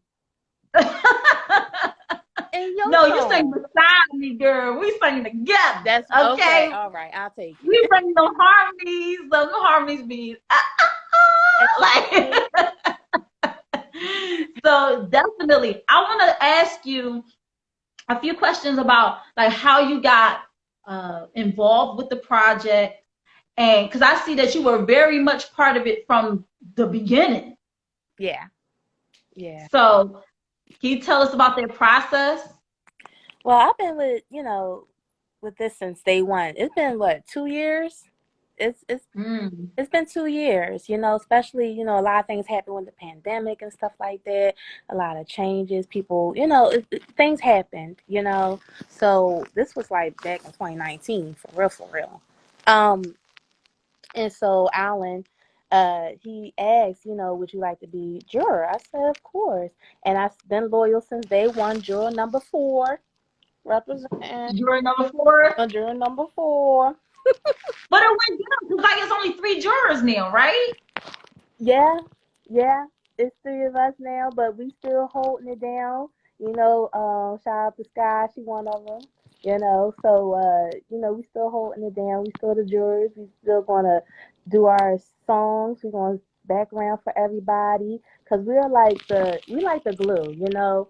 I mean, the jurors, we the ones who are like the behind everybody. So like you as the mom, I back you up when you sing. Or like, or the jurors, we tell our little story, with our songs. Especially like Coonish and Shake Baby Shake and yeah, I'm saying stuff, yeah. So like, as a juror we do hold it down, we're like the glue. So and it's been exciting, I love juror number 4. I held on to her to my bosom. I know, you know. So when I came in, it was crazy because um it was somebody that was previously in my part, and the crazy thing about it is that when I came in, they was like, we're going to make you one of the jurors. Right. So I was like, okay, no problem. And there was going to be you who was going to step up into the part that I ended up doing. Right. Remember. But then when we was rocking out in the studio, Alan was like, said to me, like, you're going to be the mother. You get what I'm saying? I did. And then I was like, oh crap, what did I do? Because like I didn't expect to be in no major part. Because I just like kind of came in. I was like, this is crazy. But I'm happy about it. Because like for me, I hold down juror number 4. I like her. You know what I mean? And I like that who you play as a mama. You know what I mean? So I don't look at parts like, oh, you got this and over here. All parts are important. All parts hold the glue. It's no one big. I mean, of course, you got leads and you got support. But without the support, it won't be a production. Just like without a lead, it won't be a production. So that's how I look at it. Sometimes we gotta be happy and be proud of where we are. And hold it down. It's been plenty of times, baby girl, when I just had where the beef. I'm just saying, hyping where the beef, and people like, yo, you where the beef, girl. You know what I'm saying? So it's not what you do, it's how you do, it's how you represent yourself. It's with the pride that you take in as an artist. Absolutely. And do the heck out of that. My like, that was you didn't, yeah, you girl, you shine that floor. You know what I mean? So, that's just where I am. So while we're okay, so what I want to talk to you about is um, when it comes to the preparation and learning your part, Mm-hmm. right? Now, you were there during the actual writing of the songs, right? So you know, like the the creative process when it came to everything and how everything came into it. Was it easier for you to kind of like catch on to everything because you was there during that process? Or, I don't know how to frame the question, but I just think that it's easier when you're like there at the very beginning and you're there while they're writing it, so it sticks better. Yeah. But do you feel so sometimes like kind of dipping into other parts because you're like, I know all of them, so Okay, I just had to shout out to Pam. That's my cousin. We are so proud of you. I love you, Pam. Thank you so much. That's my cousin. Anyway, oh, I stayed my lane and I was fine. Like, of course, I knew parts here and there, but I stayed in my lane, because I had a lot to do. For me, jurors, not only did we have backup, but we had our own songs, and we had also solo parts as well. So we had other stuff. And if you think about when we was in the studio, now we didn't even talk about the studio time. So when we was doing like every song almost. So we had a lot to do. Yeah, really a lot to do. It wasn't like, oh, it's just this part or that part.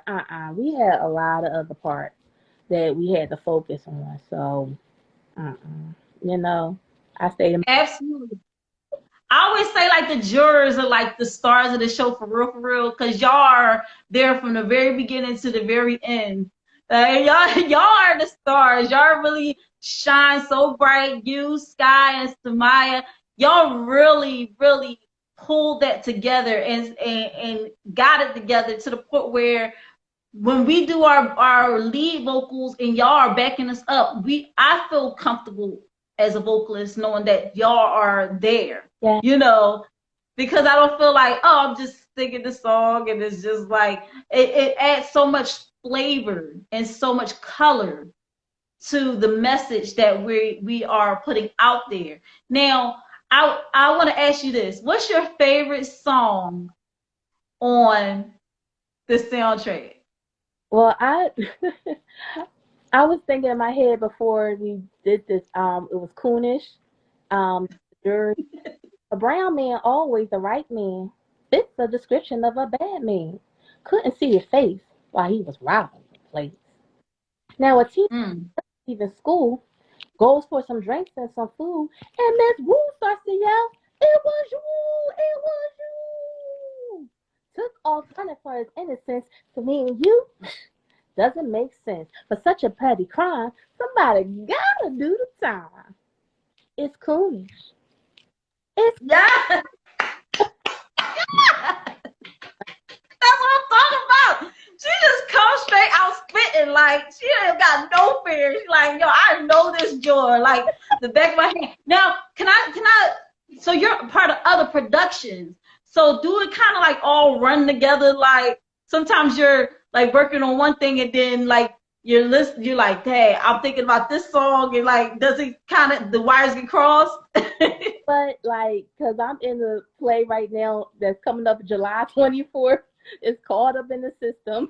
And not only that I'm in it, I'm directing it. I'm co-directing it with a co-director. Oh wow. Doing that as well. So yes, sometimes, you gotta, it's called discipline. You gotta discipline yourself.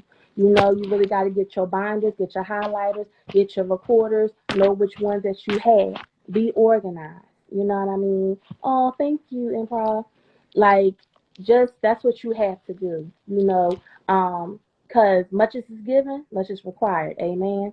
So if you want, Amen. gotta do more, and you gotta be, like my man said, professional at all times. Um, Oh, God, shout out to my mom. Love you, mom. Also, shout out to Vince and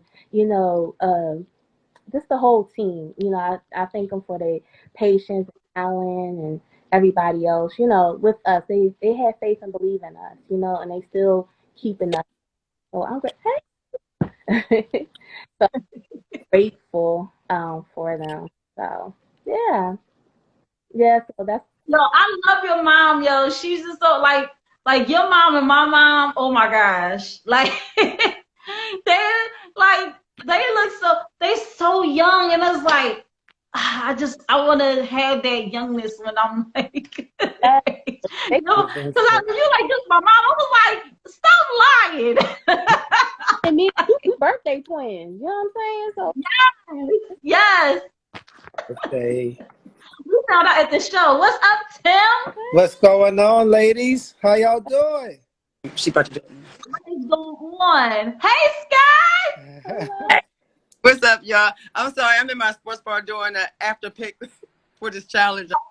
So I did have a shirt on at first, but it's just a sports bar, so I ain't naked. You try to get more people to come to the show. That's what you're doing. Oh, you know, that's what I'm really glad. I'm like, okay. So right here we have Tim Richardson, who is the lawyer. Lawyer. And we have Sky England, who is one of the jurors. Melina is the soprano, and Sky is the alto tenor. Yeah. Like, Yes, like for real. seriously, like, That's silky you smooth. know. But if she needs to get up there, she'll get up there. Like y'all be reversing sometimes. I be like, who doing the tenor part now? Right, Who's the soprano? Exactly. I don't even know. it never. Exactly. She do. I can't read. And Tim, your character is so funny. You and Mommy are so good together. Y'all Yeah. really compliment each other when it comes to the lawyer and Uncle Tiptoe, the bailiff. Like, I want you to talk a little bit about your part in this whole thing we call Awoke the Musical. Like, how would you describe your part in the musical? My part, I played a lawyer. I would like to say this lawyer is he's been through the system. He's like that typical worker. He been on his job long, so he done heard it all, done did it all. He's like, all right, next, type of thing. He's kind of somewhat burnt out of like, oh yeah, I gotta do this now. To the like, all right, next person. Now everybody's a number to him. It's like, all right, next. I don't care, black or white. All right, you going to jail. Like I'm trying to make it home for dinner, type of thing, But he's definitely like an interesting character. He's funny. I'm surprised. I haven't got the part, but I thank Alan for that. For believing in me. But I totally enjoy it. And when Jamal and I sort of first linked up, we talked about it, and we were just like, it's like we knew each other for years. It's like, all right, we just got it, and we just like, we both wanted just to bring something to our character. We wanted to make our scene funny. We wanted to entertain, so we was on that level already. So we just made it happen, Absolutely. And Sky, just like Melita, you are a very busy woman. Yeah. You are bouncing here and there. You say you from B-More. Yeah. Like, and you do a lot. Like, every time we like, Dad, where's Sky at now? Oh, she in Florida. She doing a show down in Florida. But actually, Yeah, it was LA. Look. LA, everywhere. Look, that was me and Melita when we were in LA. We went to we went to basically near Hollywood for the play and Sterling. So yeah. We doing. Man, that's crazy. Like y'all, I love the fact that y'all are doing what this is obviously a passion, and y'all are able to really immerse yourselves in y'all passion and get out there and do the daggone thing. All right, because I was like, I'll be so proud of y'all. I'm like, I know them. Like, I'm like, I know them. I work with them. Like, I'll be extra hyped. Like, awesome.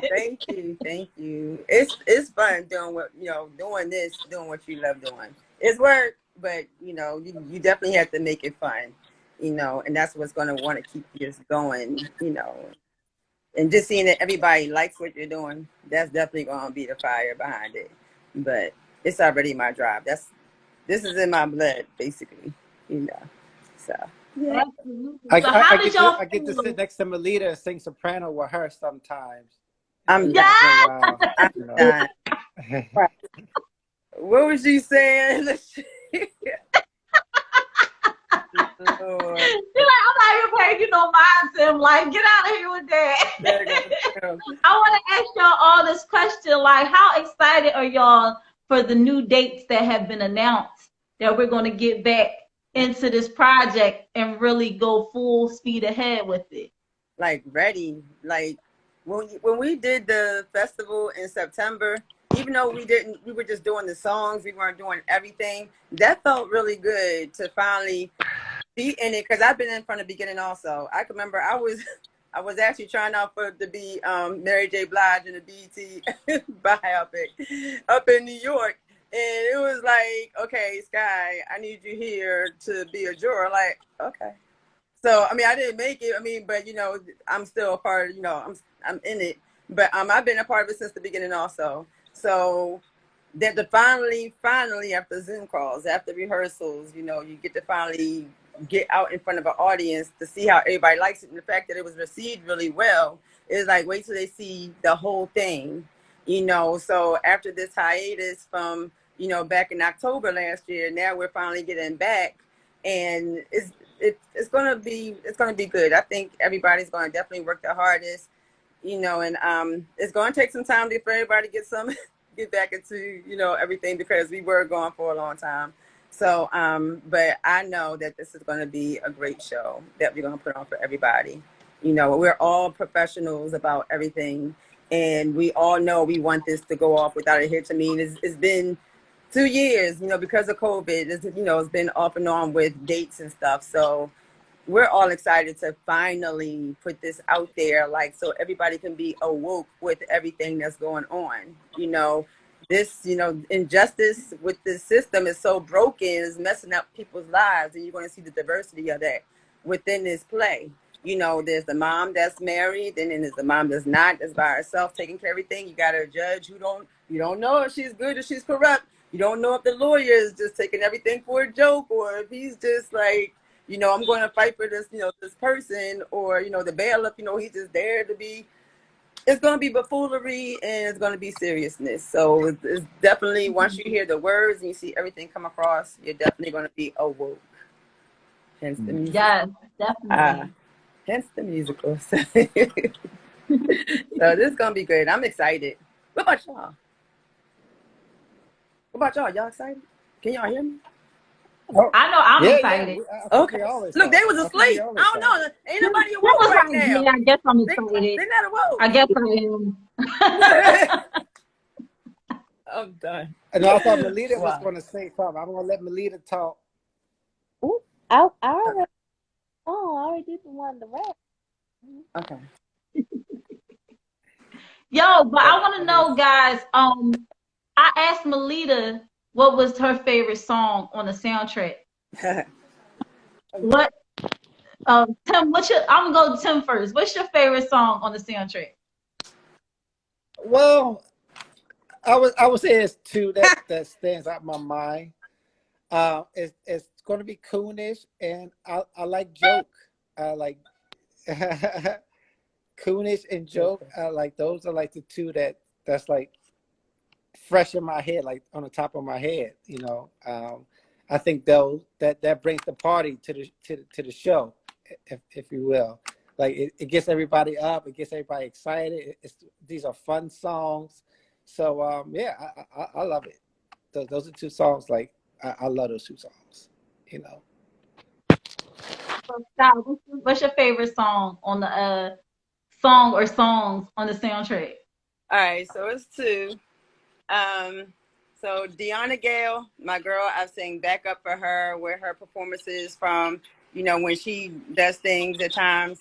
So she has a song that she basically had taken and redid that thing. And when the harmony is on that thing with all the drawers in her, that's bomb. The That's very first my one is Where Did I Go Wrong? That's my right. song Yes. too. Yes. But that's the second favorite song. My first one is I want to be. I want to be. I wanna be. I want to be. Oh, right there. Yes. Who did Yes. that song? Oh, well, yo, that song just kicks it all off. Right. It kicks it all off. Like I like the beginning one, but I also like the one with that you come in, Sky, and you just doing like kind of like a gospel type rendition of it, or is it like a doo-wop? It's just a smoothness to it. You know what I'm saying? You gotta bring that alto, that tenor. You gotta bring that. You get jazzy with it. You get all jazzy Yeah, with right there. It's that smoky jazz. Let me find out. Right there. Oh my God. Listen, y'all. So I can only have up to 4 on here, and I'm mad because I want us all to be on the screen. Like I should have did a Zoom call, but Yeah. but I want to bring Vince in. I want to bring Vince in. So I can go. It's okay. I can go. Let Vince come in. Vince is I important. need some time. I need airtime. Vince is important. I can go. Vince is very I important. need some airtime.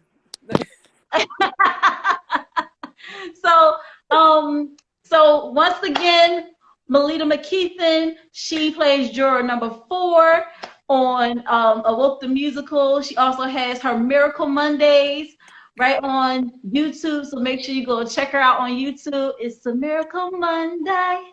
It's a Miracle Monday. Yeah. Yes. So I'll be singing it right along with you there. It's so catchy. So definitely go check her out, and right here on IG as well. And you have Tim who plays the lawyer in Awoke the Musical, really bringing the comic relief along with Molly Mall and his Uncle Tiptoe the Bailiff. I love both of you guys when y'all do joke. Joke is so funny. If you don't know, Yeah. We all try to do it under our breath. We on the stage together, y'all. It was hard not to sing the songs with y'all because I was like, oh my goodness. it's so good. It's so good. Yeah, but I appreciate you guys. And we will next time I'm gonna do a Zoom call and we all gonna be up there. I want to make this a big thing and put it up on my YouTube. That way everybody can know who you guys are and what y'all bring to the table. And I just love you guys. And I'm so glad to be a part of this cast because y'all just welcome me with open arms. I didn't know what the heck was going on. And y'all was just like, oh, this is where you're supposed to be. This is what you're supposed to do. And then and like the overwhelming love from you guys just made me want to be part of it even more. And I'm like, yo, these are some genuine people. They come to work, but they also y'all some funny people too. Y'all gotta see the behind the scenes with them. Yeah, make it fun. I'm just saying. It's so fun. It's so fun. Yes. This is juror number 4 or 5. Like not 4, 3, 2. I forget. I'm so many juror numbers. It's ridiculous. It's all good. Wait, Monica said she wants Tim to sing. Tim, what you gonna sing for? I don't know what she's talking about. you should bring her on here. Bring Monica on here. She's doing something behind the scenes. Right. Let her talk about what she do behind the scenes. Right. Yeah, so we're going to bring in Vince Brown, who is one of the creators of the music and also plays father in the musical. And who else can I bring in? Because if it's is Sterling still on there?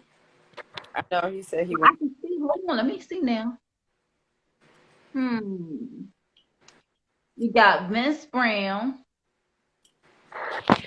Now, what's the new thing where it says you can add them as a moderator? What does that mean?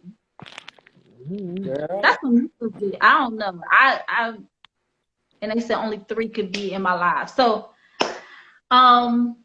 guys, we're gonna do this again. I just want to make sure I have everybody on here to say what their role is, what they bring to the table, and what their process has been doing the musical. So I appreciate you guys for jumping on, and we're gonna keep this party going because I want to bring Vince Brown in, and plus he got some music that's out right now. So I want to, Oh yeah. you know, yeah, y'all all busy. Y'all got stuff going on outside of this too, but y'all, Yeah. I love that y'all are able to bring the same energy and the same fire to bring Awoke the Musical to light and really put that passion behind it that it needs, because people need to know these different things that go on. I wish Corey was on here because I was going to Corey, say that. Was Corey on that's also? I know, I love Yeah. his song.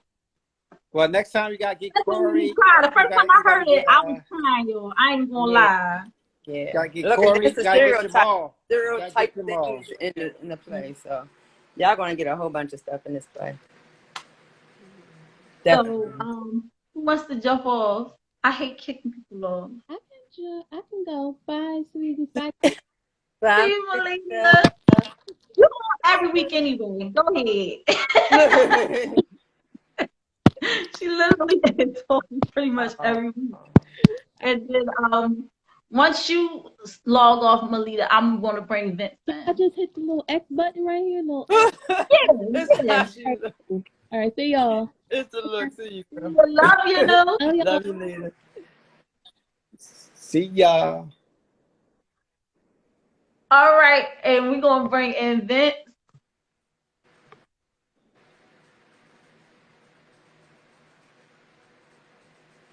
Is he? There he is. Hey, what's up, everybody? What's up, Vince? Oh, look at the haircut. Who, my haircut? Yeah. I'm just as bald-headed as I was when I saw you Saturday. I ain't got no haircut. You see that hairline? We on here live and raw coming at you. Exactly. Okay? Come on, Sports Bra. You know, I'm in This the is- middle of things. Listen, this is how we do off stage, okay? Right. You want behind the scenes, you got it. Hey, I'm just saying. So B-Brown is an acting singer. You're also part of a podcast.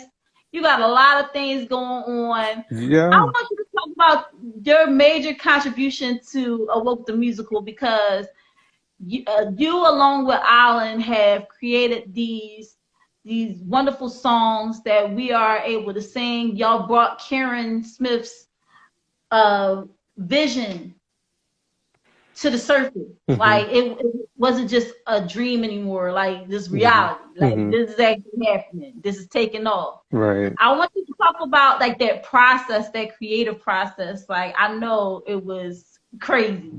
The creative process behind it all. Okay, well, Awoke, you know, I guess you probably said that already, but for those who are just joining, Awoke the Musical, it's about the injustices in the justice system against minority people, particularly Black people.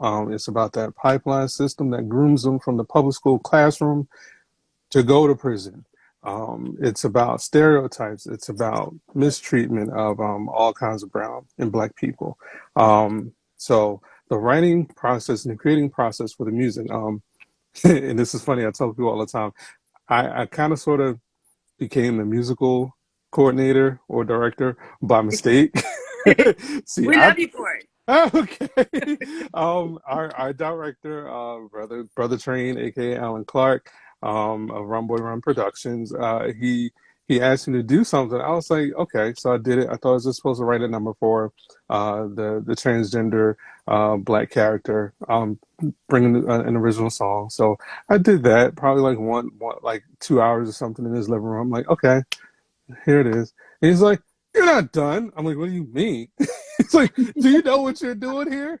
No, I don't know what I'm doing here. This is what you're doing. You are the director. You're going to be writing these songs. You're going to take this script. And it was an amazing script that was already done by the creator and writer, Ms. Karen Smith. He's like, we got to turn this into songs. I'm like, I thought I just had to do one. But nonetheless, I said I wanted to do more out here in this business. So they say, be careful what you wish for. So I got a little bit more. I got more involved in the creating process of these musical numbers, transforming that amazing script into a musical. Um, and the process, it has been, I ain't gonna lie, it's been good, it's been great, it's been not so great at times. But I mean, that comes with anything, you know. But we're passionate about this project, and that's probably the main thing that's keeping this thing alive. That's keeping people like Melita and Sky and Tim, everyone who's been there from day one. That I think the passion behind this is what's keeping everybody. And you know, if I haven't said it enough, I appreciate all of you for sticking in there. And I try to give a little creative freedom as well, although it's like supposed to be my decisions and how these things go. But you know, I give creative freedom because number one, there's some songs that are sung by females. I can't sing like no female. So I'll be like, listen, I'm right here. I need you to go, you know, you know, all that. Right. I need you up there. So, you know, and if they find their way through that, make their own lane with the song, but still staying original to the form, then it's all good. So we are making great music. We're making great progress. And I'm so glad that we are moving forward once again.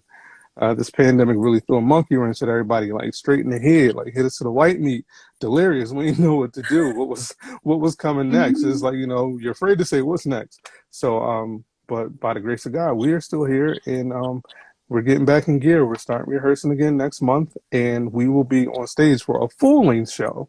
Not like last year. That was a preview show. We will be giving you a full-on show this September. We are ready. We are ready to be outside safely. Yeah. He's an awesome director. Definitely helps. Like if we had a problem with any of the songs, like we would ask, can we do it like this first? Like bring it past him before we actually to the studio to do it. You know, I understand, you know, we're singers, you know, not everybody has done background singing. I have done background and I've done solo projects. So not everybody has done that. And some people had a hard time, even me sometimes, you know, because you have to blend with other people. But the fact that he allowed us as a director to be like, okay, we're going to do it like this. But it was like, well, Vince, can we try it like this first? You know, if we let him hear it and he likes it, then it's a go. If not, then we just, you know, we're going to do what we have to do to. Just sing it the way I tell you, anime. No. Well, I had no, you know, when it came down to me learning my song, it was already recorded.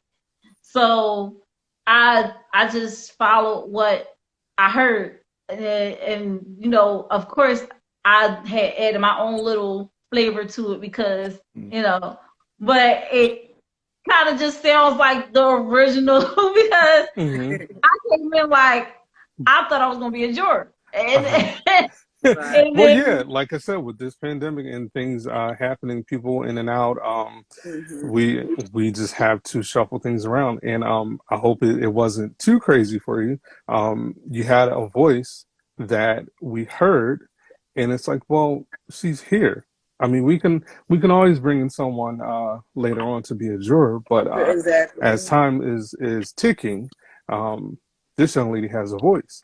Let's see how she does. And it was originally done by oh man, forgive me if you ever see this, Miss Tammy. I forgot your last name, but Miss Tammy was someone that was there from the beginning, and she did an amazing, soul stirring rendition.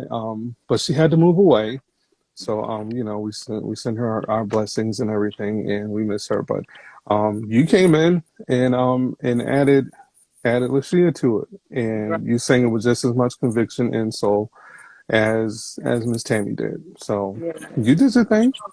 Exactly. Thank you. I'm just so honored to be a part of the cast. Like I always say this, like I've never been part of a musical before. I've never really been part of a play before. You know, I would go out and I would sing, and that would just be my thing. You know, what's up, bougie boy? Thank you for Hey, bougie.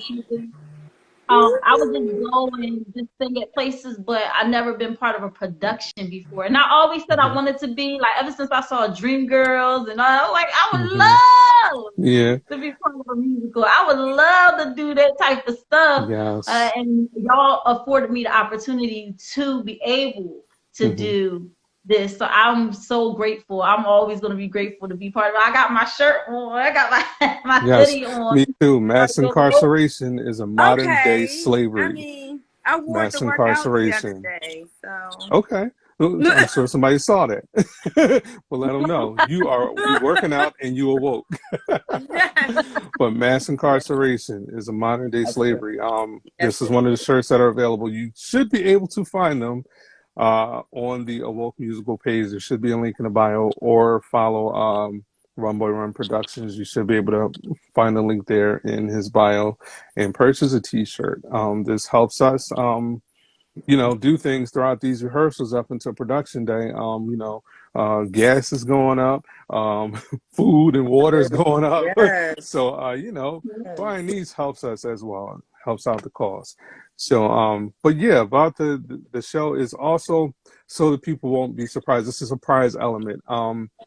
It's like the writer wanted to incorporate a circus element to this. So there's going to be points where people are going to be looking around like, what is all this chaos? But I think if you've ever been to court, if you've ever done jury duty, or you Mm-hmm. watch these things on live verdicts on the court TVs and CNN, you'd be like, are we all watching the same damn thing? Exactly. This is a circus. It's The every day. evidence is there. Oh, they're going to just throw another one away. They're throwing another one of us away. No Right. fair trial. What about the evidence? That's one of my Messing with people's lines. lives. Yes. What about the evidence? Like, but it's just another number. As the dutiful lawyer here, Mr. Tim Richard portrays, the dutiful lawyer is just like, I'm here just for my check, and Right. the judge is like, oh, here goes another one. Why not the chair? Can we just clear out Exactly. this overload? It's just Right. another one. I'm tired of hearing this. I'm looking Ready to forward to eat. retirement. Like, get these people out of here. They're just, it's so A much. It's docket, so a much in this number, thing just like to you said. unpack and digest, and it's just like it's gonna ruffle some feathers. And I hope most of all, some people will be awakened in this. And that's what I was So, saying Vince, earlier. what's your favorite song on the soundtrack? Say that one more time. What's your favorite song on the soundtrack? Um, Joe.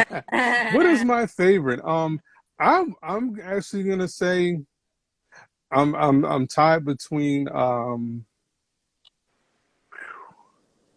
I can't have just one favorite. Okay. I love both the mother's songs. Um, Oh goodness, yeah. I'm a mama's boy, so I can imagine. Um, if it were me, um, and also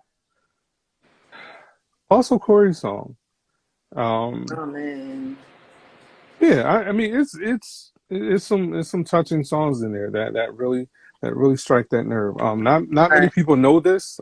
Speaking of Corey's character, called Flip Her, it's a black trans person who is basically a scapegoat of the system. I play their father. Um, and black trans people are the scapegoat of the system. They're quota fillers. They're the ones Stereotype. lifted up. They're easy prey, lifted up off the streets to fill quotas and fill these cells as well. And it talks about that, and as well as his struggle of being just simply accepted. Like he's on these streets because he ain't being accepted by his parents. That's basically how he ends up there, and that's how so many end up there in the wrong place. Like they don't belong in jail; they belong home with you, their families. So that's definitely a touching element in this as well. Yeah, when I heard his song, I said the first time I heard it, I was up there with tears in my eyes. Like I Right. was like, oh my gosh, like this is some stuff because it happens. It's Hmm. very much out there in the world. People definitely go through what he's talking about in the song, and just to hear it done in song form, it's Hmm. like, Yeah, it, what it it happened? touches the heart. It's like if you never understood um, the life of an LGBTQ person, trans person, hopefully this will be another part of your awakening. You know. Absolutely, absolutely. It's I just love the fact that when I came in, like I said, I was welcomed with open arms. But I also want to talk about the family element of the cast. You know, We crazy. We all everyone is like very crazy Yeah. like, cousins. Right? and like, Yes. and let me tell you, the person that I think knows every song inside and out. Charmaine. Charmaine. Charmaine. The name. Charmaine. Yes. Charmaine She is knows Man. every song Oh, inside and out. She can tell me when I'm like, oh no, it's supposed to be hmm this way. Like, yes. I'm like, she know Yeah, every she's definitely tune. on Like, point. what She's she on the point. fuck? Yes, Charmaine Look, is definitely on point. I'm Shout trying to out make to sure. Charmaine. If and when you see this, yeah, she's great. She is one of those those quiet storms. You know, We it's had the like first if you, yeah, it's like if you know her, you see the woman Charmaine. She comes into the room. Hello, everyone. And, you know, she's very one. quiet and humble and everything. But then she goes in that booth and Woo, becomes that judge, come your on. judgment. Oh my Judgment. gosh. It's Yeah. like Judge Judy on Red Bull. Yeah. Yeah. So this little person, This yes. little Like, person becomes My this. viewers know I love Judge Judy. So when I heard, I was like, Oh my God. but wait a minute, I she have to say sounds this. just like I her. have to say this about Charmaine. So, loving girl, if you're listening, you were so challenged in the beginning with your rhythm, baby. We it Listen, was stuff that had to be worked on, boo boo. and, But and we worked through it. Shut up, oh Sky. my goodness, she went in and did Shut a up. rap one time. I was like, "Whoa, wait a second," and we were Uh-huh. all like, "Okay," because the beat of the sound was like, "Wait a minute, that's Well, C you know, major." that's funny, and No, it's not the first time I've seen something like that. There's a lot of people who do stuff like that on no, memory instead of just really counting time in the rhythm. So it's like yeah, they're going on cadence was memory. She like, was the first person I actually worked with like that. And what people don't know, like you said, you named Dreamgirls is one of your favorite musicals, and our director, he loves Rent. I did a review of a well-known stage play called Smokey Joe's Cafe. That was brutal. It is brutal. Um, Timing is important, rhythm, harmonies, and if one um, person is off, oh it's like yes, everybody. But when it comes together, it's just like yes, and it is yeah, coming together. So Charmaine is doing excellent, he Yeah, excellent, did. seeing excellent. Oh my everything come goodness, together at the Cannonball Festival, I was like, I was a little emotional because I mm, haven't been as part of it as long as you guys have been. I haven't been there from the very beginning. But just coming in and seeing y'all excitement as far as like this is finally happening. We're finally able to go oh out my and do this. goodness, Like, yes, you know, so yes, it made me excited because I'm like, this is something that's been worked on for a very long time, finally getting brought to yes, light. Hmm. And it was received so well. so My well, shout out to my mom and dad. They was in the audience. They was able to come out and check me out. And it was one of the performances because I haven't been performing in a while. So when they came in, and then also they was my dad is not a real big fan of musicals. He's like if he had the choice between watching a musical and like washing his hair, he choose washing his hair. He don't have wow, any hair, but if he that had, but he said that was hot. That he was like, I would go. I said, and guess what? That ain't even the whole thing. That's not even the whole thing. He was like, exactly. yo, that was hot. Like he's Hmm. like them songs, and he was leading. He was singing joke for a while. Like Go ahead, This is a go ahead. joke, joke, joke. Look at he was singing joke for a long time. I'm like, dang, like okay, I get it. He's like, right. if you don't, I was like, all right, yeah, all right, I get it. You like the Yeah. song, all right. But I have to say this when I don't even know if anybody caught it when they were videotaping, but I was on the end crying, like I had tears coming in my eye, out of my eyes. Basically, it was because of the fact that we're doing this, because we're doing something like I said before that we love so much, and the fact that everything was like as far as the music that some of us were having problems with, like came together that night, and like with me, I've been performing since I was in the 3rd grade. So, and I was in the Wiz. I was in the musical also when I was younger. And, you know, I played Dorothy in the Wiz. And to get back to doing another musical, it felt really good. But it's just the passion and all that when you're up there and when you're doing something, it just, I couldn't stop. It was like I kept going like this, but it was like, okay, I know they see me. It's like, stop. And I couldn't stop for nothing, but it felt so good doing that. It really did. And everybody sounded so good. You know, it was just so much feeling. You know, so. Y'all sure did. Sure did. Big Man killed it. You know. Yeah, oh my goodness. She killed it. And then Deanna, like when we did Where Did I Go Wrong together? That woman. Yes. That woman. Oh my goodness. I think something happened to her page. So I don't know if she made a new one or not. But yeah, she had to. It was hacked. Like, I'm like, girl, did you send me this about a car deal? You gonna fix my credit, Deanna? She was like, sis, let me just I was looking at the same thing. Send me your cash app. I'm like, yeah, you gonna send me some money? Exactly.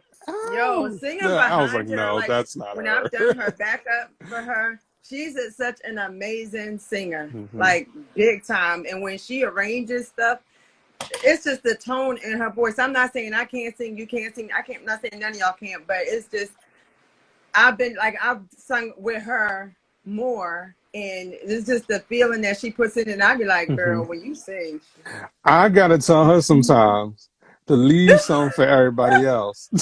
And I mean, that's not a bad thing because, like I said, she's just one of those singers. She's one of them singers, and she does this because she loves it, because she's damn good at it. But I've told her a couple times, no, you got to leave some for somebody else. Leave a little bit of, leave one wood plank on the stage for somebody else to stand on. Don't just devour the whole damn thing. Leave us a little bit.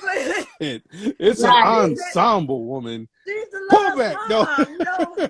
I mean, is she the lost mom or you the lost mom? Which one is Deanna? She's lost mama. Yeah, look. She's lost in it. She gets lost in it. Absolutely. She is feeling it and putting it out there as a mother. Okay. I wouldn't want her to roll back because it makes me step up my game as a vocalist. Yeah. And bring my A game when I do my song. I'm like, oh, we battling? Oh, we battling? Oh, see, let me find out. It's a diva showdown. No. Look, sometimes I gotta be like, I want to shout out other people that's on the cast too, because we talked a lot about C-Man. We talked about Molly Moore. We Jarrett TV right here on IG. He played Lost Mama's son. Sterling, the team. Even though Sterling and I are probably the same age, I'm playing his mama. Listen, girl, it's so theater. It's theater, baby, and you know black don't crack. There you go. I'm just saying. It's theater. You become that boy's mother. He was like, you my mom? Like, yeah, I guess I'm your mom. Like, yes, you are. Right. But now, it's very important. I gotta say this too. Their roles in this are equally important. They're not like the singers, but they are very, very important. As young black men, they are the representation in this production of young black men, too often thrown away by this system. Sometimes wrong place at the wrong time. They're too often guilty before proven innocent. Guilty before you ask all the right questions. The evidence isn't given. They're given sloppy representation to these public offenders sometimes, and even for paid lawyers, because there's some who just look at them. It's another number. I just need another win, or they're just not treated with importance and with the care that they need and deserve.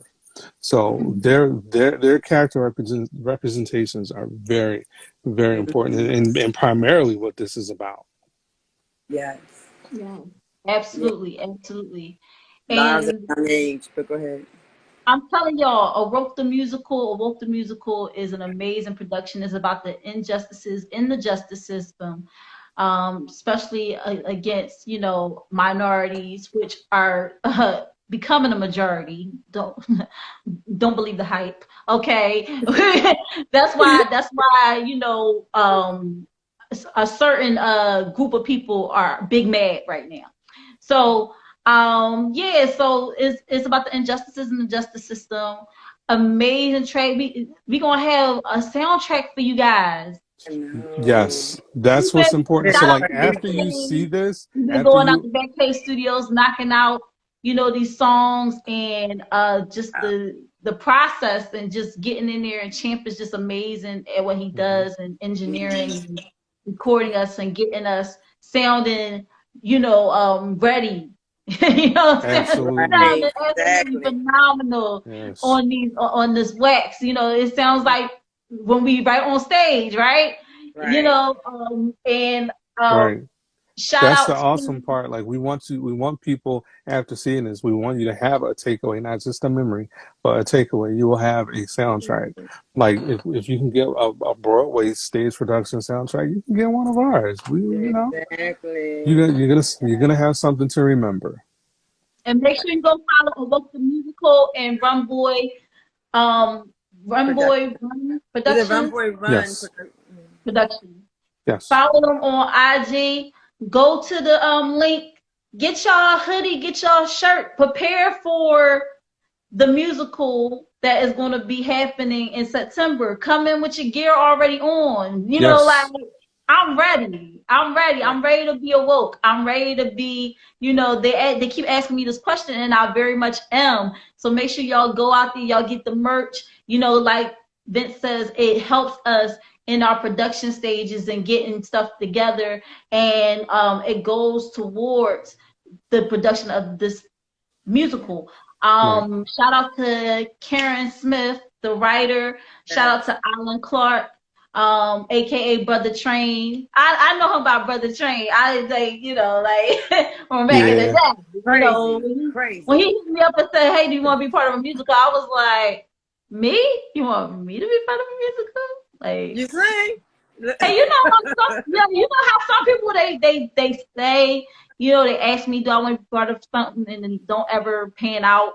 It doesn't come to fruition, and then to Mm-hmm. get there and like, oh, this is not for play. This is for real. Like Mm-mm. we really got stuff in the works. Right. Like this is really gonna happen. So That's I was right. even more excited because I knew and I should have known because Brother Train has never had stepped anything.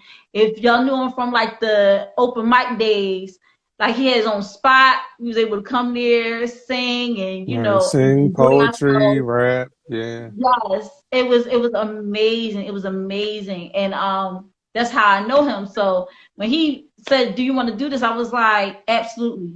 Put me down." You get what I'm saying?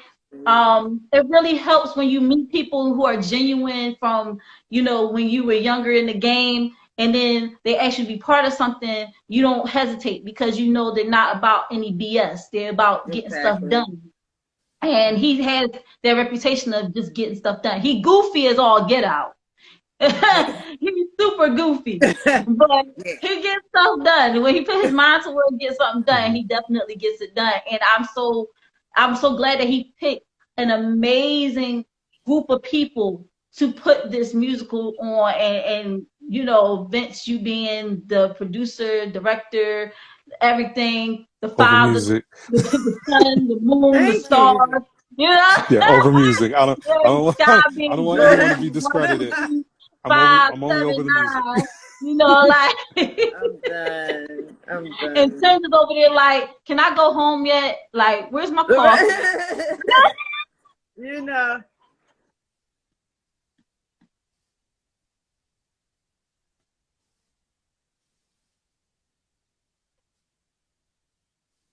You were definitely funny. Uh-huh.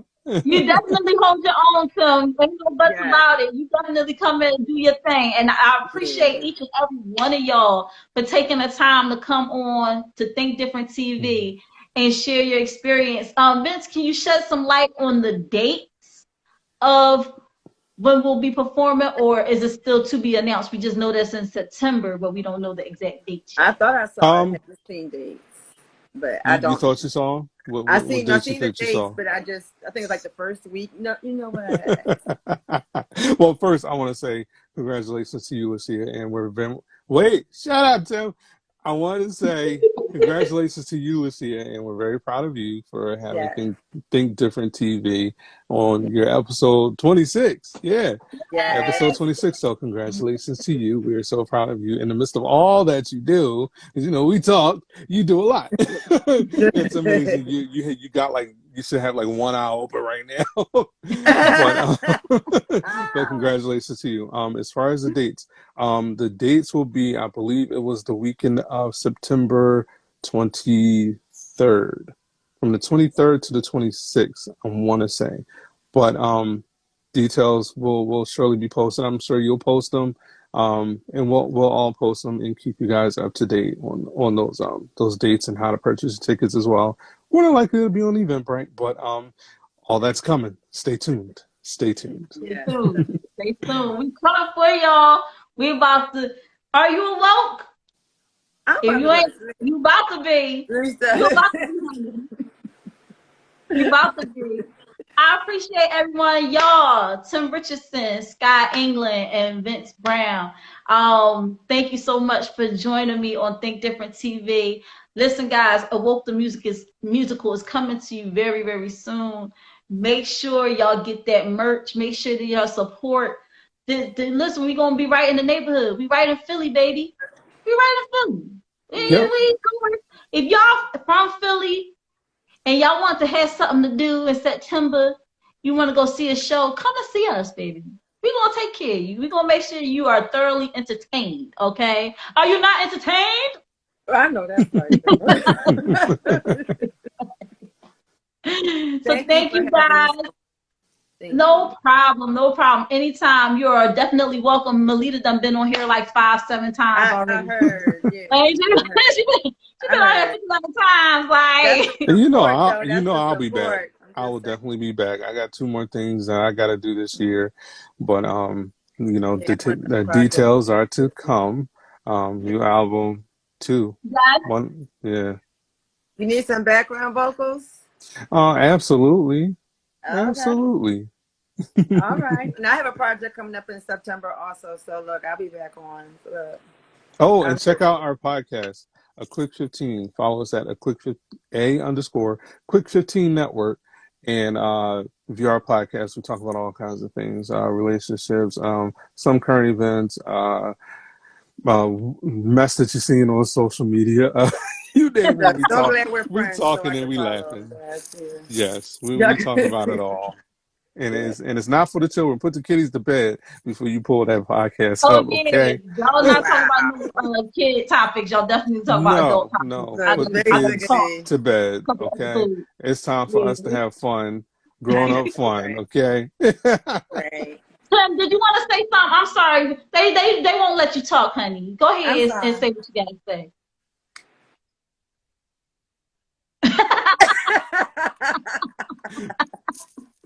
I'm just. I'm done.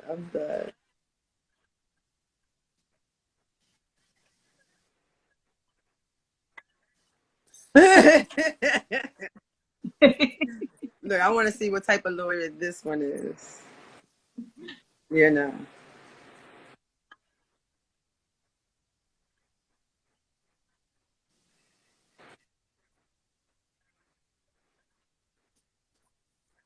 Oh, shoot. Mm-hmm.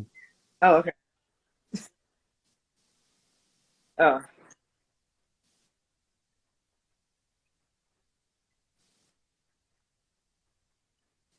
Mm. So they speculate on who's in the casket. Look. That's gonna be crazy. I gotta see that. I gotta see that. Okay, I gotta see. That is funny. That sounds good. I gotta see. Because I watched Death at a Funeral and that. Right. I was gonna say that. But we knew who died. But to go to a funeral and not know, then why we all show up? This kind of like Clue and Mr. Body and like. I'm trying. You know what I'm saying? Like, and I like that type of stuff. I like mysteries and what is it? Suspense type of stuff. So yeah, I would definitely be tuned in. I would love still be tuned into that. So thank you, Tim, for putting that in the airwaves. And make sure y'all listen. If you're on right now and you're watching, go up there to Think Different TV, drop that drop box, and follow each and every one of these talented people.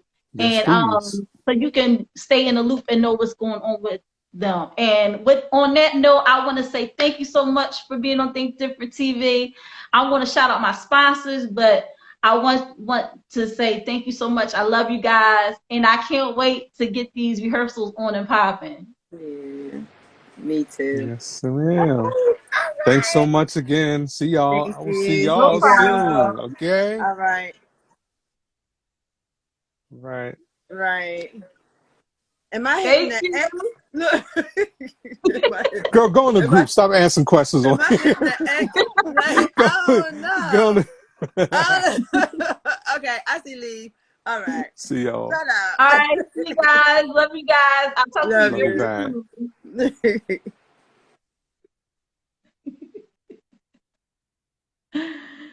So, guys, how great was that? I was able to talk with my fellow castmates of Awoke the Musical, which is coming very soon. September, we're coming for you. Make sure y'all go and get that merch. Are you awoke? All right. We also have Awoke the Musical t-shirts. We got a lot of gear. So make sure y'all go out there, go on Awoke the Musical, the page, or Run Boy Run Productions page. Click on the link in the bio, place your order today. That way you can have your merchandise.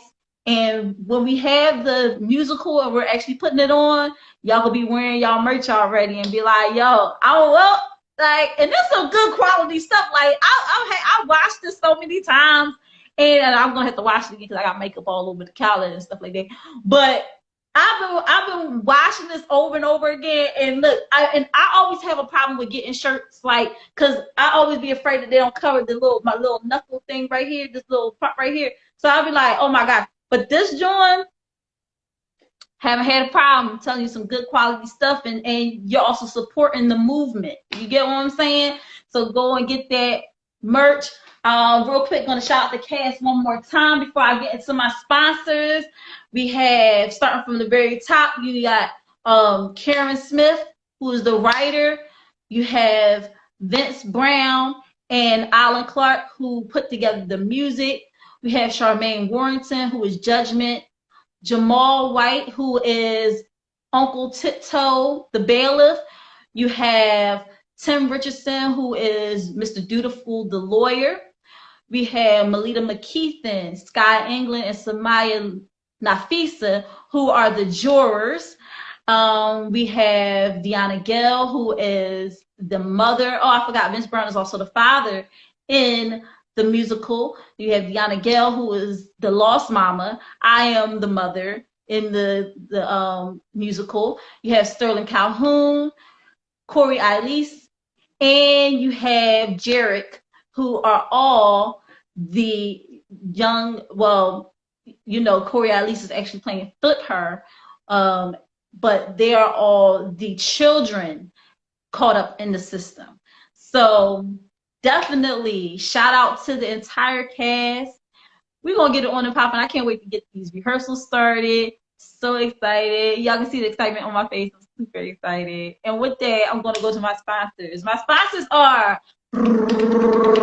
Anointed Ads. Anointed Ads is an award-winning graphic design and website company, 14 years in the making, over 100 websites created, including his own www.anointedads.com. You can also find Anointed Ads right here on IG and Facebook.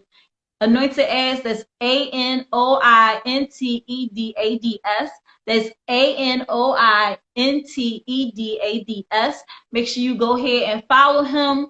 Listen, he has eye-catching designs that you can't deny. He always puts together the best work ever. He's done the flyer for Think Different TV. He's working on the website for Think Different TV as we speak, so that I can bring this content to one place.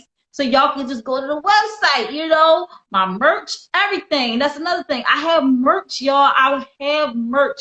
Now, here's the thing. I'm going to get through the sponsors and I'm going to talk about the merch. So Anointed Ads, make sure y'all go checking them out. when you're ready to get your flyer done for your event, for your business, get that website created for your business, or whatever you want your website created for, listen, hit Phil up at 609-534-0237. That's 609-534-0237. Get that project started today. And when you mention Think Different TV, you get 15% off of your first project. And listen, he's glad to do it. He wants to make sure that he's doing the best job possible for you guys to get your business and get your events out there. So, hit him up today. All right, get it done today. And then we have Euphoria Water. Euphoria Water is the cleanest, healthiest water in Philly. Alkaline with minerals, no additives, no chemicals. It's good and good for you. If you're going to hydrate the right way. Get your Euphoria Water today. It is also award-winning, won the Philadelphia Entrepreneur Excellence Award recently. So shout out to Euphoria Water doing a daggone thing. Just teaching people that entrepreneurship is good. It is great. It is everything. It is wonderful. It is exciting. It is the thing to do right now. You want to bring all your money home. You want to have to, pay your taxes and stuff like that. And guess what, y'all? Business owners, they don't really pay taxes like that. And I tell people all the time, I'm a financial coach, and being a business owner changes the game, baby. It changes the game. What's up, the real Goat Seal? Thank you for joining in to Think Different TV. It really changes the game because not only do you have a 1099, but you can write off so many different things, and the government is giving you money. Keep that business going. Start a business today. I swear it'll make you a believer. It'll make you a believer. All right. So yeah, Euphoria Water. Definitely tap in. Get your Euphoria Water today. All right. Go to UPHORIAWATER. Get that Euphoria Water today. What's up, Bruno Brown Music? Thank you for joining in to Think Different TV. And if you live in the Philadelphia area and you want to put in an order and you want to deliver it to your home, call Captain at 267-707-8279. That's 267-707-8279. Get your Euphoria Water today. All right. Now, like I said, I got merch. You want to interview me live? You want to interview me? Little me? What's up, Stina Jones? What is going on? Thank you for joining Think Different TV. You want to interview me? I'm honored. Because I'm just doing my own thing over here in my part of the world. I'll be hoping I make some type of impression. But yeah, we can definitely set that up. Definitely DM me. Let me know how that's gonna go. I would be so honored and so happy. Oh, and let me tell you about Stina Jones, one of the baddest vocalists I have ever heard in my life. Y'all definitely gotta go check her out. She be making me want to step my game up vocally. I'll be listening. I'll be like, she did that little run. She did that big run. It'd be big runs. I'll be like, yo, I gotta learn this. Ooh, ooh. I'm trying, girl. I've been trying. It's such a warm presence on the screen. Like, I love her face. Definitely a queen, giving off that queen glow. I wanted to pull up 12.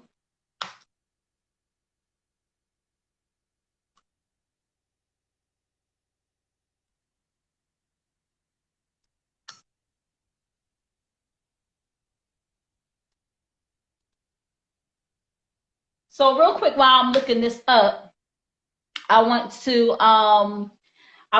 to definitely recap the show a little bit. If you're just tuning in, we had a few things that we discussed. The first thing that we talked about was Roe versus Wade, the overturning of that.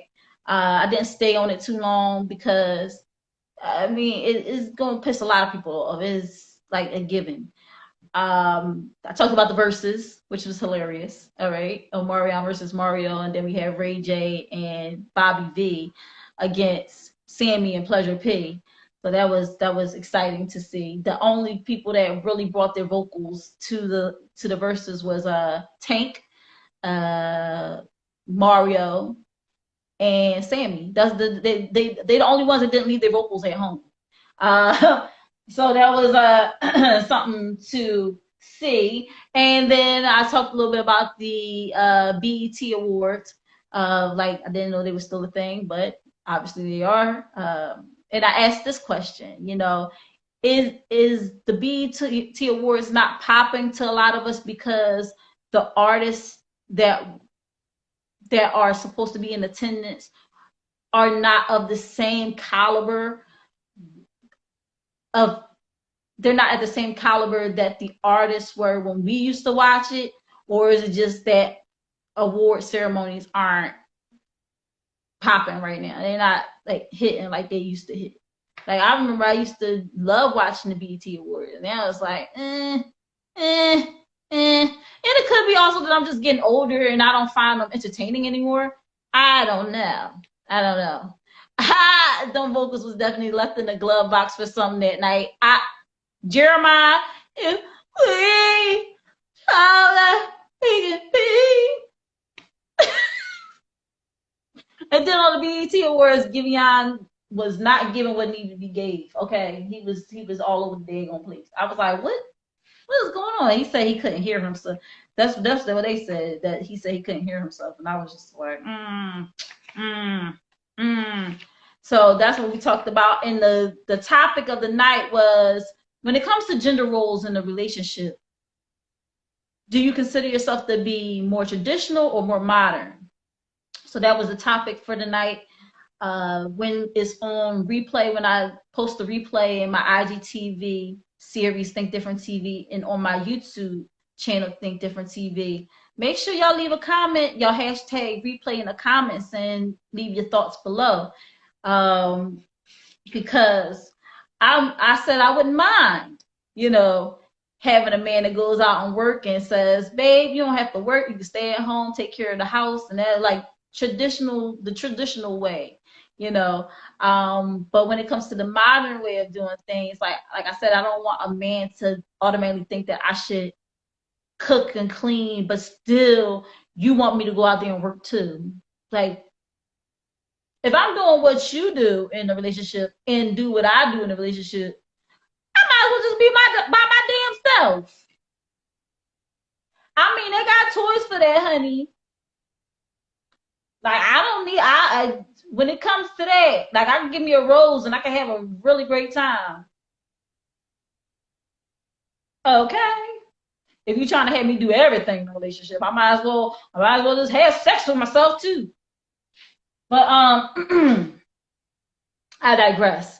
Then we had the amazing cast members from Awoke the Musical on here tonight as the Independent Artist Spotlight.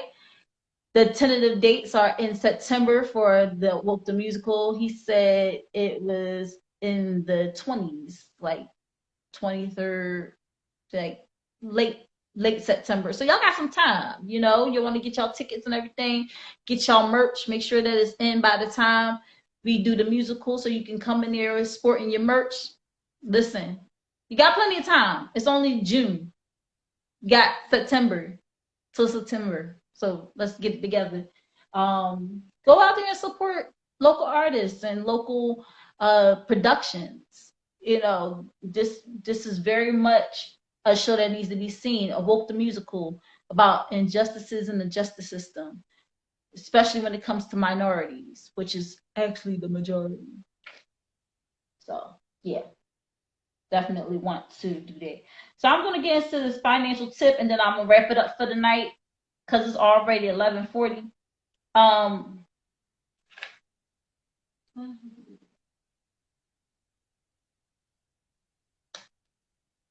So don't mind me. Just going to pull this up right quick. I thought it was already pulled up, but it wasn't. Because I forgot I had did a live on TikTok, and I had all this so yeah, I was on TikTok and I was singing on TikTok, and I pulled up all these instrumentals and stuff. So that was what was on my screen. So it wasn't even like. So on fatherly.com, they have this interesting article that I looked up, and it says 12 questions everyone should be able to answer about their finances. And it's written by Daniel Kirk. So I'm going to repeat that again. It's 12 questions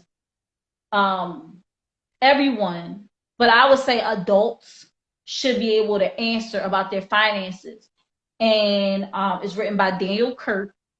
And this was actually originally published May 19th of last year, but it was updated 10/12 of last year. So number one is, what are your financial and life goals?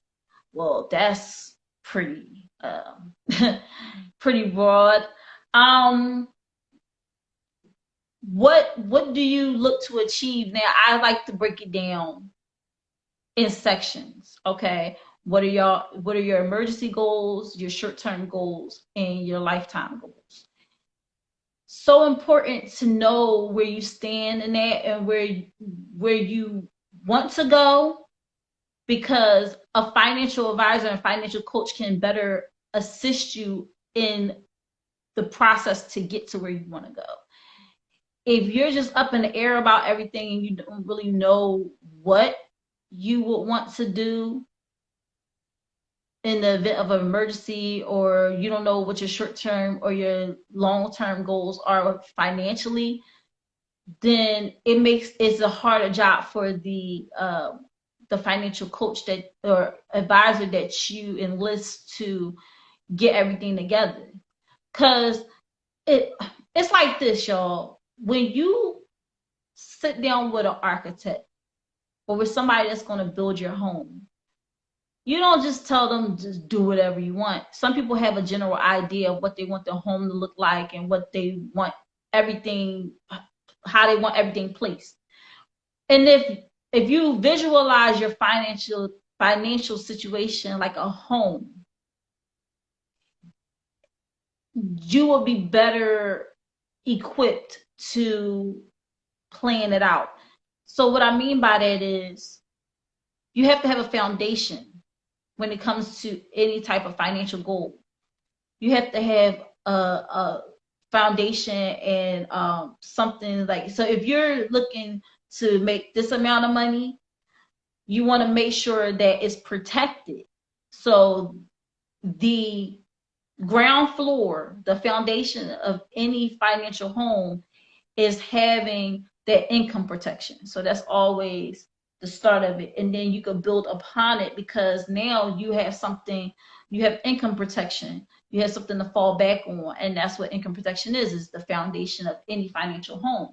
So when you sit down with somebody and you say, what is your financial and your life goals? You want to break it down. Where do you see yourself financially 1 year from now? Where do you see yourself financially 5 years from now? Where do you see yourself financially 20 years from now? That way people would have more of an idea in their head. And then, Loving Lydia, thank you for joining Think Different TV. What happens when you do that and you ask them and you're writing it down as they're talking about it, and then you're any good financial coach or advisor is taking down notes on their client so they can type up or come up with a game plan for that client so they can know what steps to take in order to get to their goals. So that's the first question. So I'm like, out the gate, they already are asking, you're asking that. So then 2 is, do you have any debt? If so, what kind? So a great tool to use is Credit Karma. Find out where you stand when it comes to your debt. Do you have a lot of credit card debt? Do you have a lot of student loans? What is the type of debt that you have? Is it something that could be removed from your credit report? Something that could be settled? You know what I'm saying? Like, know where you are when it comes to your debt. And don't be ashamed, because I'll be honest, like, a lot of people are in debt right now, especially after the pandemic. Like, You got rich people that's in debt, wealthy people that's in debt. You know what I'm saying? They got money, but they because they're using their money to pay off all these debts. Now it's like putting them in, it's tightening their belt a little bit. So don't ever feel ashamed when you get those numbers and you break it down. You always want to have a visual. It's good to see exactly what debt you're working with and know what your goal is as far as like paying it down. Because when you make the money and you want to start paying that debt down, well, first of all, if it's the type of debt that could be wiped away that you don't have to pay, you want to get rid of those first. If it's something that you do have to pay, you can always call to see if you can settle it for a lower amount, especially if it's a credit card. Like I had $11,000, 11.5 in credit card debt. I settled it for $3,000. I saved myself 8.5. Like what I'm saying to you is settle if you can. Settle if you can. If you like when everybody got the PUA money, my first thing was, well, let me pay off my debts so I don't have to worry about that going into this new season that I have coming up. I knew that I might actually have to go back to work. And knowing that, I said, well, when I go back to work, I don't want to be making money and have to freaking pay this debt off. So while I had the money from this PUA or whatever, let me go ahead and pay this off. So that's where I was at with it. Now, I luckily I wasn't boo-boo the fool and just said, oh, put me on a payment plan and you know, and then end up having to pay that whole 11.5 back and still be paying it back to this day. What's up, King Todini? Thank you for joining the Think Different TV. Instead of, you know, paying that 11.5 back, I was like, well, what if I wanted to settle? And sending out those dispute letters really, really help. When you send out the dispute letters to these companies and they know that you not for play and that you're ready to go ahead and settle your debts, they're like, well, listen, I know it's like 4,000, but if you could pay 1,600, we'll wipe your slate clean. And if you have the money, y'all pay it. Like I said, I settled 11,500 in debt when it comes to my credit cards with only $3,000. It can definitely happen. So know what your debt is, know what kind of debt you have, and try to eliminate the debt that can be eliminated without you paying it, and then settle the debts that you do have so you don't pay that whole amount back. So that's question number 2. Oh, I still got 2 more questions. Are you generating a budget surplus or a deficit? So that means your debt to income ratio. So when you have money coming in during the month, what is coming in and what is going out? If what is going out outweighs what you're bringing in, you have to reevaluate some things. You have to turn around and say, oh, I need to budget better, or I need to get rid of some things that definitely don't need to get. Some people have habits that they are definitely paying money for that they don't need to be paying money for. They need to find some type of way to like eliminate that.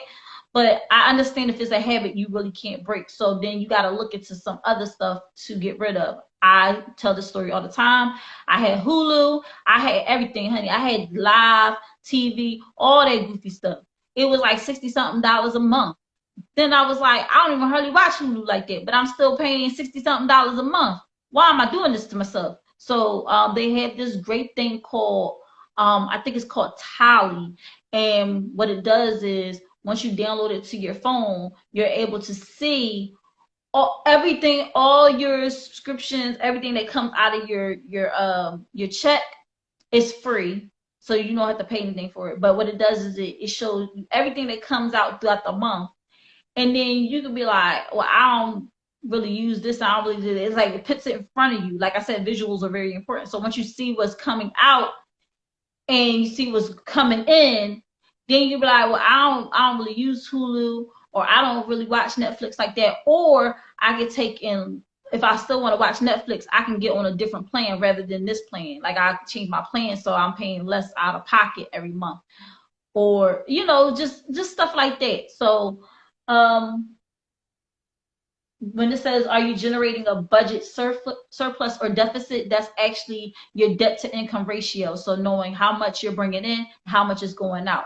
If you're bringing in money and not a lot is going out, then you're doing good. Keep on that same path. But if what's going out is more than what you're bringing in, you have to reevaluate some things. What is your net worth? Now, here's the thing. I personally still don't know how to calculate that. If I did have to calculate it, my net worth would be equated to my income protection, right? So whatever my income protection is right now, my life insurance policy, whatever that is, that's my net worth. Because I work, but that money is always being delegated to bills and certain things. So I can't keep it in my pocket long enough for it to be my net worth. My net worth is definitely my income protection right now. And that's how I measure that. But some people, they amass a lot of wealth and they're able to say my net worth is, and it's significantly more than, what I bring to the table, what I have, because they have money. They actually have liquid cash and wealth and all that stuff. So their net worth is a little bit different.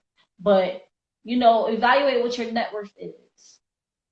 5, are you on track for retirement? Like I talked about it before. What are your long-term goals? So where do you see yourself financially 20 years from now? Sad to say, soon enough, the government ain't gonna be paying us no SSI, no Social Security benefits. Like you right now, people my age and younger need to get on a good foot, start mutual funds, and put money away for your retirement. Get that stuff done today. Start a IRA, investment retirement fund,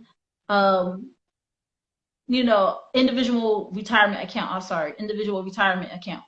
Make sure you go ahead and get that done so that you are on track for your retirement. Is very important. We can't be expecting the government to bail us out all the daggone time, because soon they ain't gonna have no cash to bail us out with. So we have to be mindful of that and get the money together now. Get that mutual fund started. I say you can start a mutual fund for as low as $50. You want to get that started, or talk to a financial advisor. I know several financial advisors that I work with. Listen, you want to have me get in touch with them so you can get your IRA together? Let's do it. I know there's some people that are leaving their jobs after years and years of service. They had those 401ks and they cashed them out, and then they just put them in the bank and just let it sit there. No, roll it over into an IRA. Get or a mutual fund. Roll it over to something that's going to have a higher ROI for you. You don't want it to sit in the bank because it's not going to do nothing for you. Number 6, am I striking a good balance between long-term and short-term needs? So here's the thing. Talk about short-term goals, long-term goals. Now, here's the crazy thing about that, right? When you start a mutual fund, you actually have 3 different mutual funds. You have one for emergency fund, you have one for short-term, and you have one for long-term, right? When it comes to striking a good balance between the two, you want to make sure that with your short-term goals, if you're raising money for a particular purchase, like a home or a car, you're saving up enough money to buy 2 of those things. And you're accounting for, if you're saving up for a car, you're accounting for insurance, miscellaneous repairs, car note, all of these different things. Make sure that you are accounting for all of those, and then you double it. That way you have enough money that is going to be able to afford 2 of those cars. And like people be like, well, why I need to do all that? You know, like once I had the money saved up for the car that I want, I should be able to just go out and get what I need to get. But when you think about it, it's a lot that comes with it. It's a lot that comes with it. Like I don't believe a car is an asset. I believe it's a liability in a lot of ways. Once you drive a car off the lot, it becomes depreciated. As soon as you drive it off the lot, by 10%. You ain't even go nowhere. You just drove it off the lot. Drops 10%. So that $5,000 that you paid for it, and I'm just throwing a figure out there because I really don't want to do no crazy math right now. That $5,000 you put out there, now your car is worth $4,500.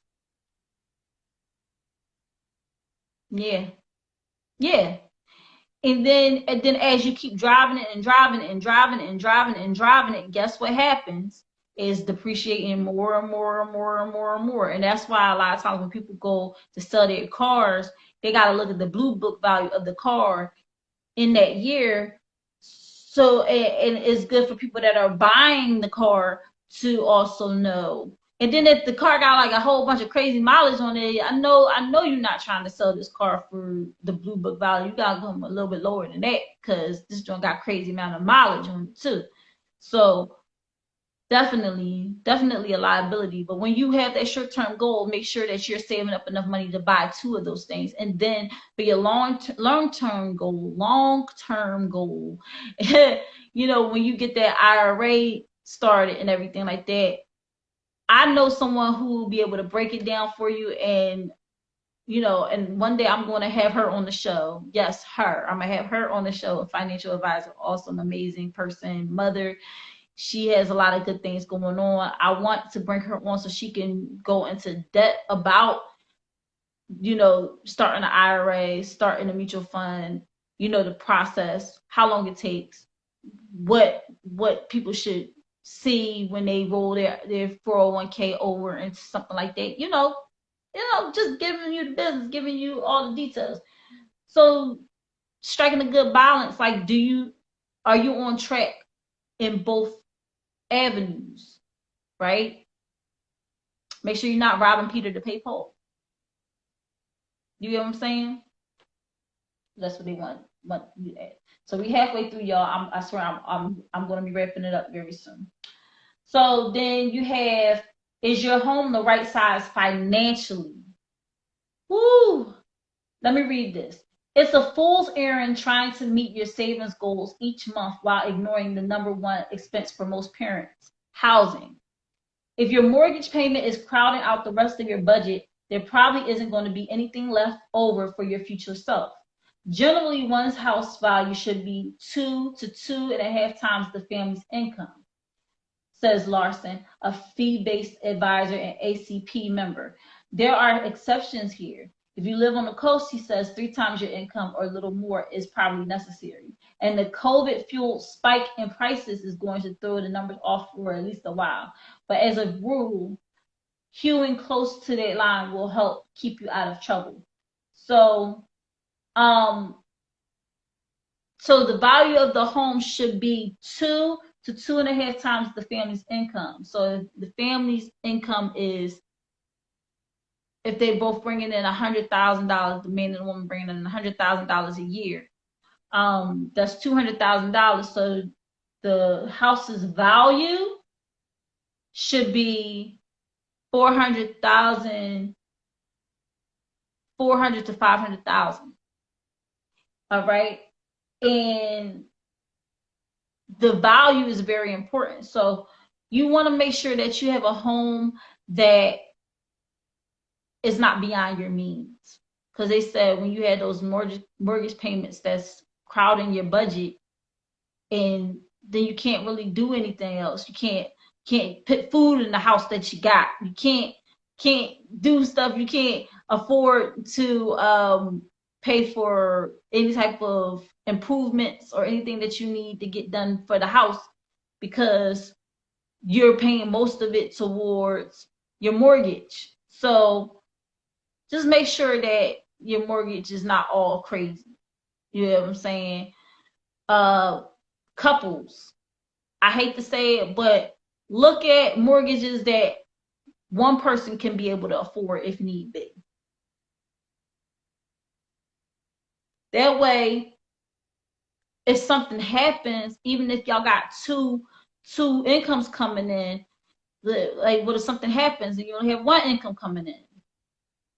Make sure that the mortgage is something that one person can afford.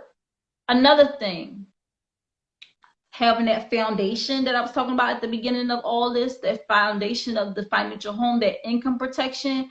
Make sure that y'all both have income protection so that when something happens to the other person, like let's say that person is not here anymore and their income is not contributing to the household anymore, make sure that that income protection is enough that the mate that is left can still live the same lifestyle they were living as if their mate was still alive.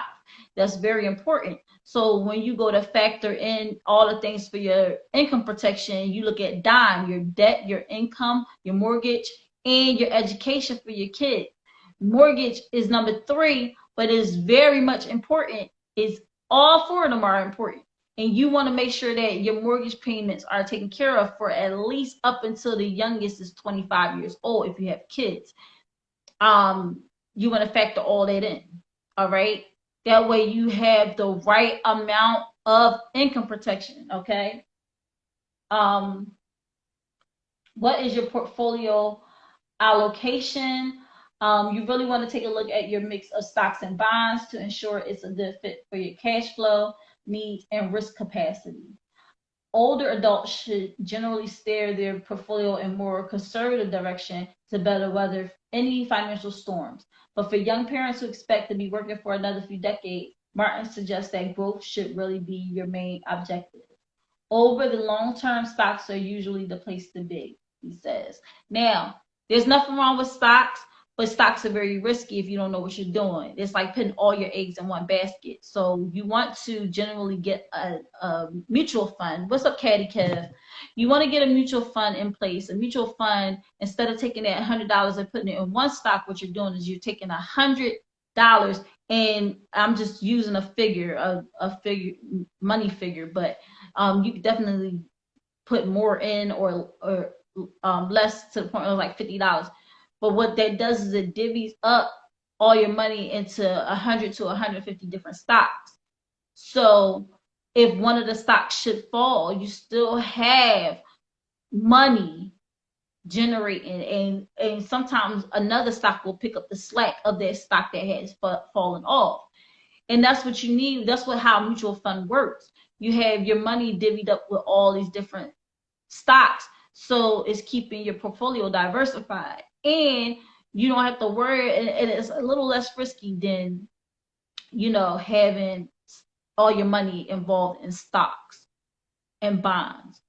Now, to say that you can't get involved with stocks, I would say if you're going to do it, make sure that you're not doing it alone and that you get a very skilled financial advisor to help you in the process.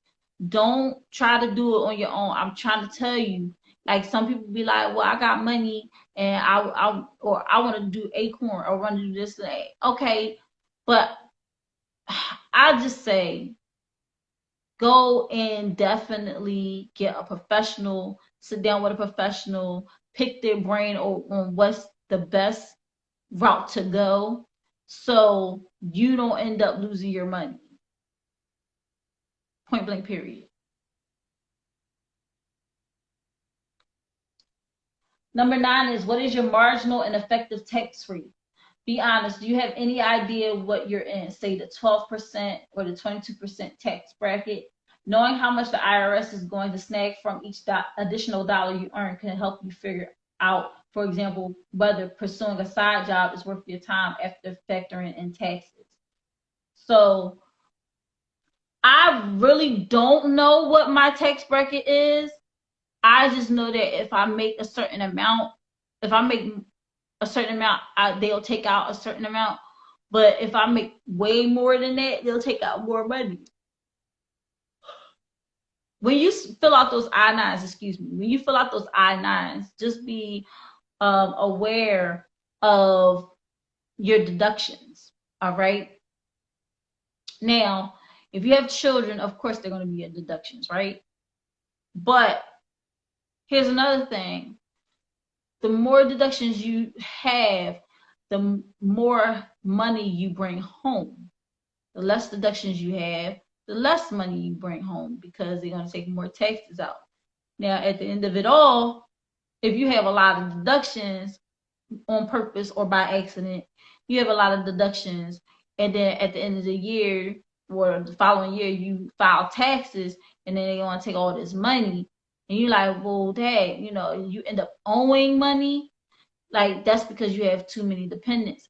And on top of that, if you just got a W-2, I wouldn't suggest, I would say make sure your dependents are right, because there's nothing you can really write off to balance that out. Now, if you have a W-2, you work in a job, and you got a business, it's a 1099, all this stuff, then it's ways that you can get over. If you want to know more tips about that, definitely hit me up on my KS Legacy Building LLC page, because I want to give y'all more details on how you can do that. Number 10, are you investing in your career? Yes, keeping your discretionary spending in check is crucial to your financial well-being, but so too is maximizing your earning potential so you can afford the lifestyle you like to maintain for yourself and your loved ones.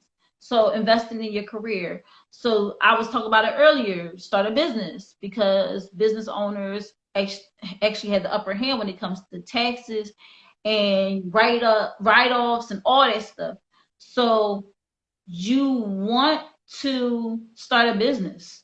You want to start a business. I'm sorry, guys. Must be getting late. We're almost done. Yeah, so when it comes to that, you really want to make sure that you're investing in a career that has a high ROI. And how you can know if it has a high ROI or whatever.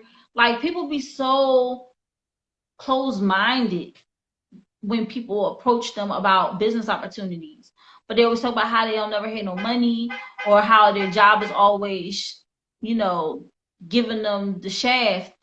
And it's like, if you know that your job is doing it, and you know that it's pretty much you being in an abusive situation, why not turn around and say, okay, well, what I'm going to do is I'm going to go to work for myself, because at least I know I can bring most of my money home. But a lot of people, they scared. It's a lot of things that hold them back. It could be lack of financial means. It could be just the fear of stepping out and doing it on their own. It could be that they don't have the resources to get it done.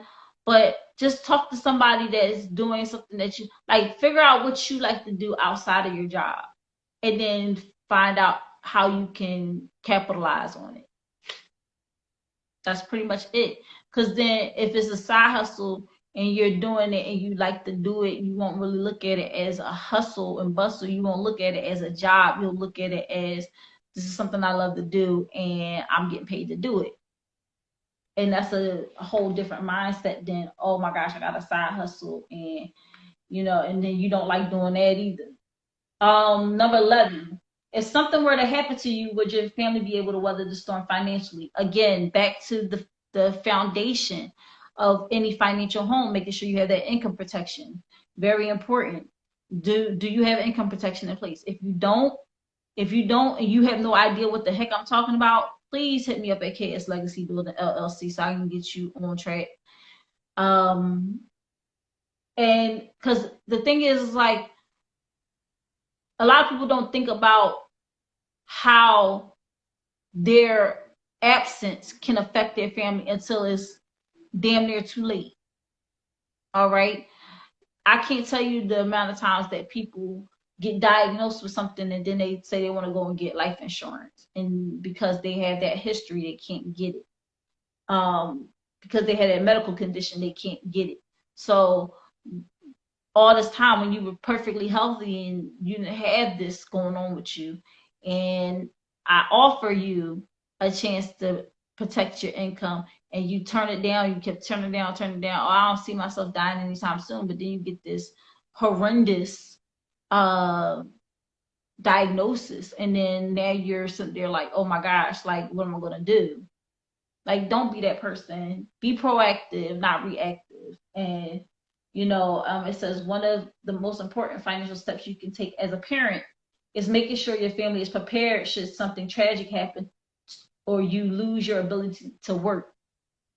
Martin advises parents to build an emergency fund that can handle 6 months or more of expenses. And you really need adequate life insurance and disability coverage, assuming they don't get the latter through your employer to keep that afloat long term. So you definitely, they say don't get it through your employer, because I'll be honest, you're not going to get the coverage you actually truly need. It's always good to get it separate from your job. Like, you're gonna get both. Like, if you're still at your job when something happens and they need to collect that policy, like, if you're still at the job, you're gonna get that. Plus, if you have a policy outside of the job, as a supplement, your family will get that as well. So make sure that you handle it accordingly and you get that income protection in place. It's the foundation of any financial home. It helps. Please do it. All right. And then the last one is 12. Would your loved ones know what to do if you suddenly pass? Like, do they know where, if you do have income protection, if you have a life insurance policy, do they know where it is? Do they know, like, all the steps to make sure that you have everything in line? One way that you can do it is through Ultimate Wealth Educators. They do have a program that you can sign up for. It's $89 a month. It's amazing, because with that $89 a month, you get to be able to dispute your credit, things on your credit report. You're able to access certain things on there. And one of the things that I love the most about it is the financial lockbox. This is where you can keep everything, your policy number, everything is done virtually. So what happens is the person that you know and love and trust, they would get your name and your password. And that's all they need to access your lockbox. So they can go in there and they can make sure that everything that they need in order to take care of your final expenses or do whatever they need to do is right there. So definitely, that concludes it. That's number 12. So those are the 12 questions you should be able to answer about your finances if you're a young adult or older adult, whatever you want to call it. It says everyone, but kids are not going to know nothing about that. So I say all young and older adults, they should know those questions when it comes to their finances. Married couples definitely should know. People with children definitely should know where they stand when it comes to their finances. Is very important. Like, their whole culture of living day to day, paycheck to paycheck, is becoming a thing of the past. So we have to really, really get on a good foot and get things situated so we can be better equipped financially, take care of everything we need to take care of. And our families are not out here struggling and putting together French fries and all this crazy stuff. And like, I can't tell you the amount of fish fries that I done seen on my timeline because people were not prepared. The only thing certain in life is death and taxes. Knowing that, wouldn't you want to go and get protected? Are you awoke? All right. So that concludes my show for tonight. I thank you so much for rocking out with me. Think Different TV is every Monday night, 9 p.m. Eastern Standard Time, hosted by me, LaShia. And Think Different TV could not be made possible without my sponsors, which are Anointed Ads. Anointed Ads is an award-winning graphic design website company. 14 years in the making, over 100 websites created, including his own www.anointedads.com. You can also find Anointed Ads right here on IG or on Facebook. That's ANOINTEDADS. That's ANOINTEDADS. Make sure when you're ready to get that flyer created for your business or your event, your website created, you call Phil at 609-534-0237. That's 609-534-0237. Listen, he is working on my website and he's done the flyer for my show Think Different TV. We getting things done over here, all right? So make sure y'all go ahead and hit him up, and make sure when you do, you mention Think Different TV so you can get 15% off of your first project. Like, let's just get it done, y'all. Let's go out there, stop being scared, and get that stuff done, all right? And then you have Euphoria Water, which is the cleanest, healthiest water in Philly. Alkaline water with minerals, no additives, no chemicals, none of that crazy stuff. You know, when you're ready to hydrate the right way. You know, it's not only good, but it's good for you. So make sure you go and get that Euphoria water today. That's UPHORIAWATER. That's UPHORIAWATER right here on Instagram. When you're ready to put in that order, make sure you hit them up on here, or you can call Captain at 267-707-8279 if you live here in the Philadelphia area and you want those gallons of water delivered to your home. Call Captain at 267-707-8279. And like I told you guys, I had a big announcement. I'm going to just put that out there. I do have merch. The merch is, I'm keeping it real simple. It's going to be insulated stainless steel mugs, 16 ounce. Is going to have the Think Different TV logo on it. And the first 25 people who put in their order with me, it's only going to be $10. All right. It's going to be a $10 mug. After that, it's going to be $15. But the first 25, because last week was my 25th episode, I'm so excited to reach that milestone. Listen, hit me up. My Cash App is $LaShia Star. The same name I go by on here on Instagram is my Cash App with the $. So make sure y'all go and hit that up. It's only $10. You will get your mug by the 25th of July.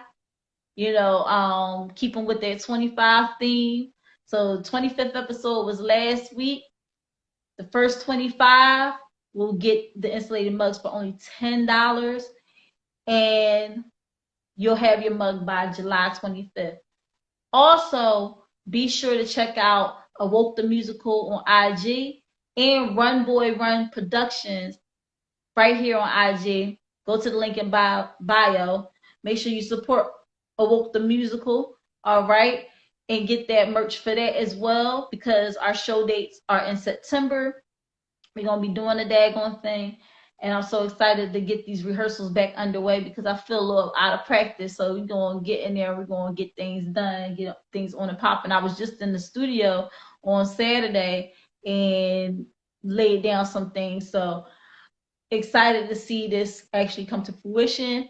And I can't wait to get back on stage with all of the wonderful castmates that joined me tonight on Think Different TV during the Independent Artist Spotlight. And then I just love you guys. I love that y'all are rocking out with me, that y'all are taking time to check me out and support Think Different TV. I appreciate all the people that joined in tonight and watched the show tonight. And we was talking about Euphoria Water as one of my sponsors. I forgot to say award-winning Euphoria Water, right? Because Euphoria Water won the Philadelphia Entrepreneurship Excellence Award. So excited, so happy that he got that done. Captain is just amazing. Like he definitely gets things done. He is so passionate, that's the word for it, passionate about his product. And he makes sure that you know about Euphoria Water all the time. He is definitely great in that. I want to play the Euphoria Water promo song, which I'm about to play right now. So just bear with me while I pull it up.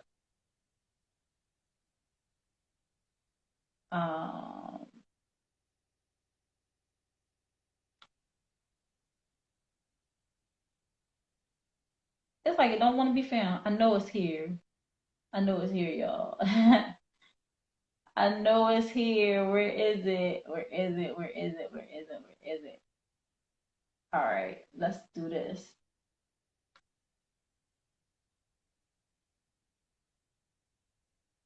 Oh my gosh, like my history. Yo, somebody is on my YouTube. Like, why? Why? Somebody's on my YouTube and killing my history right now. And so I'm like looking for my history.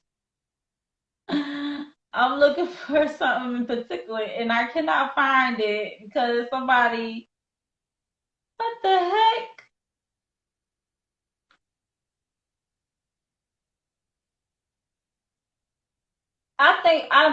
I really think that my dad is on my YouTube right now and he's watching videos of Bruno Mars. What? He's just watching a lot of stuff. Like, go to sleep, Dad. Like, you are here. What is going on, yo? Between that and my son and his search history on my thing is, oh my gosh. My gosh, like, this is crazy. Yo, this is crazy. I'm usually able to go right to it, and for some reason, I cannot. Oh, I just saw that Melita McKeithen, she was on tonight, and what's up, Black People Forever? Um, thank you for joining in the Think Different TV. She's on. She did a new Miracle Monday. I'm gonna check that out after I hop off of here. So make sure y'all go check her out and support her on YouTube. It's on YouTube.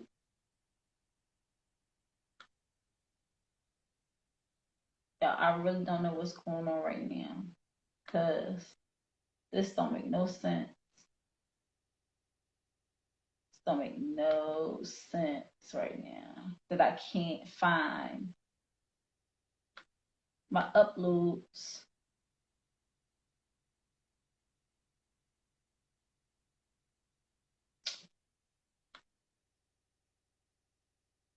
It's different when I try to find it on my laptop. Like I know if I was on my TV, it would be right there. It'll be right freaking there. For some reason, it's not. I'm not seeing it. And I know it's here, y'all. I know it's here. How did y'all like the show tonight? Y'all enjoyed it? How did y'all feel about the topic that was discussed? You was on when I talked about the topic. Like I try to keep it light. I did go in a little bit. I talked about the Roe versus Wade, talked about the verses, talked about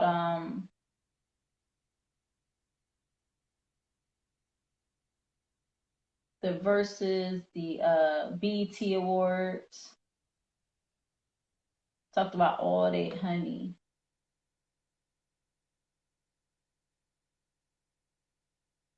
But really, what's really getting me right now is how come this video is not up here?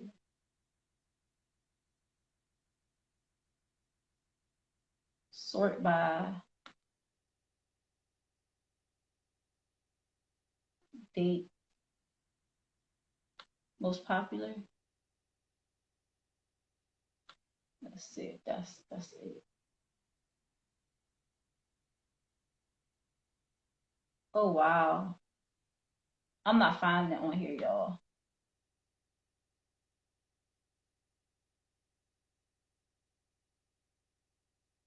Oh, what is going on? I'm gonna have to pull it up. Great participation. Oh yes, definitely was great participation. I like how people did chime in with their views as well. I love that as well. I love that they were able to say what they had to say about it, and it was a really good show tonight. I was really excited, and I was excited for all the right reasons because it definitely was exciting to see all the people that hopped on and shared their love. And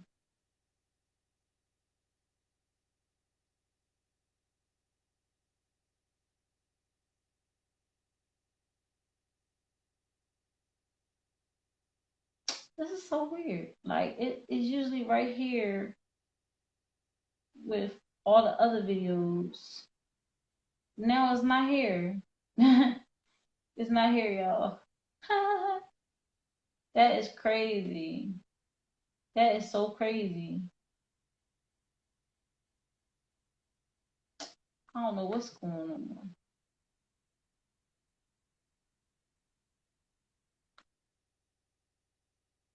Let me see if I can find it on my TV.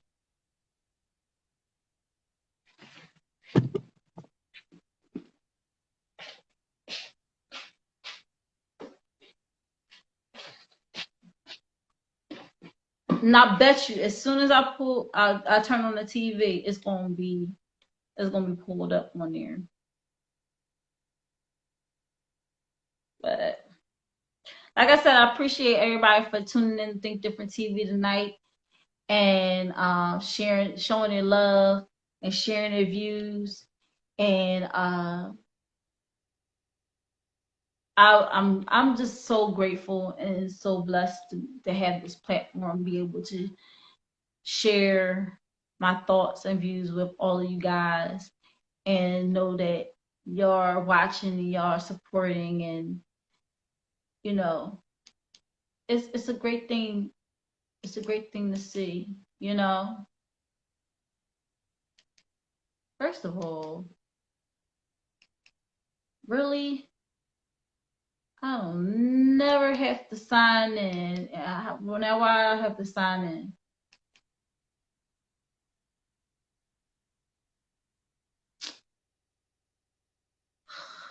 Dub, the best kept secret. What's up? How are you? Thank you for joining Think Different TV. I know that it's up here. I know that I put it up here because I took in.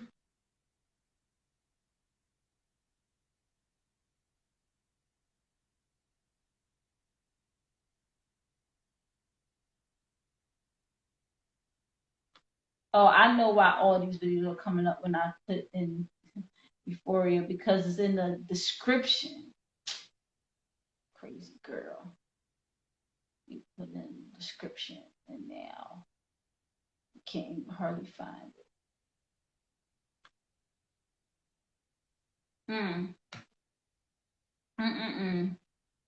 Crazy. This is crazy, yo. I can't believe I can't find it.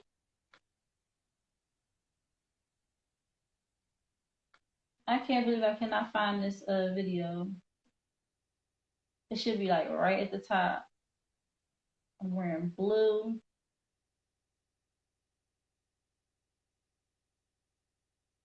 I should be able to find it, no problem. But then again, I don't know if it's been happening to you guys, but a lot of things have been getting taken off of my page and my social media.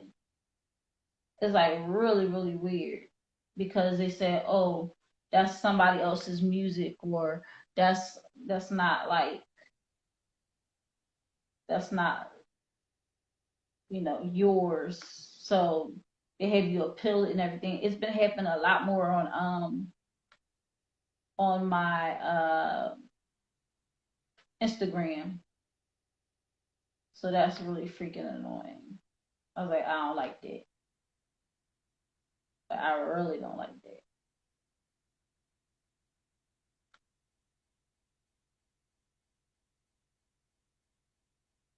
And I just gotta find it for Monday.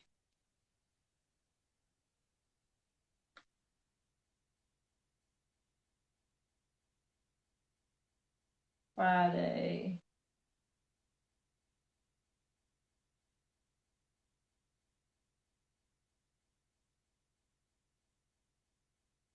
That's how you know I watch too much stuff on here. And between me and my son, and apparently my dad using my account. It's a lot of stuff on here. On my history.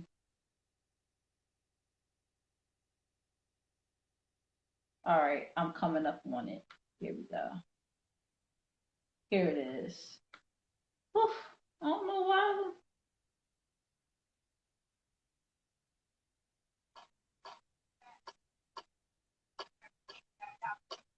What's up, Derek Childry? What I want y'all to do? Put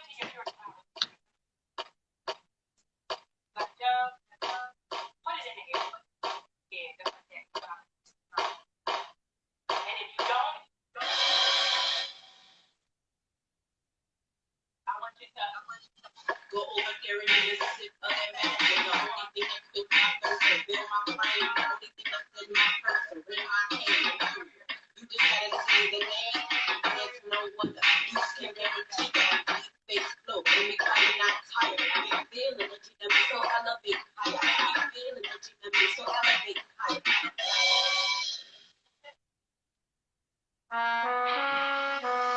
When you sip, you know there's no place. Feel about guarantee you feel much better. I fuck this for the nation. I will get out and get it. After with the kick and sit out loud. Trick shot. You been put it on for the thing. You think you got come out with the thing. Raise your bottle in the head and I'll put it down. And give me hydrate with me. Bye.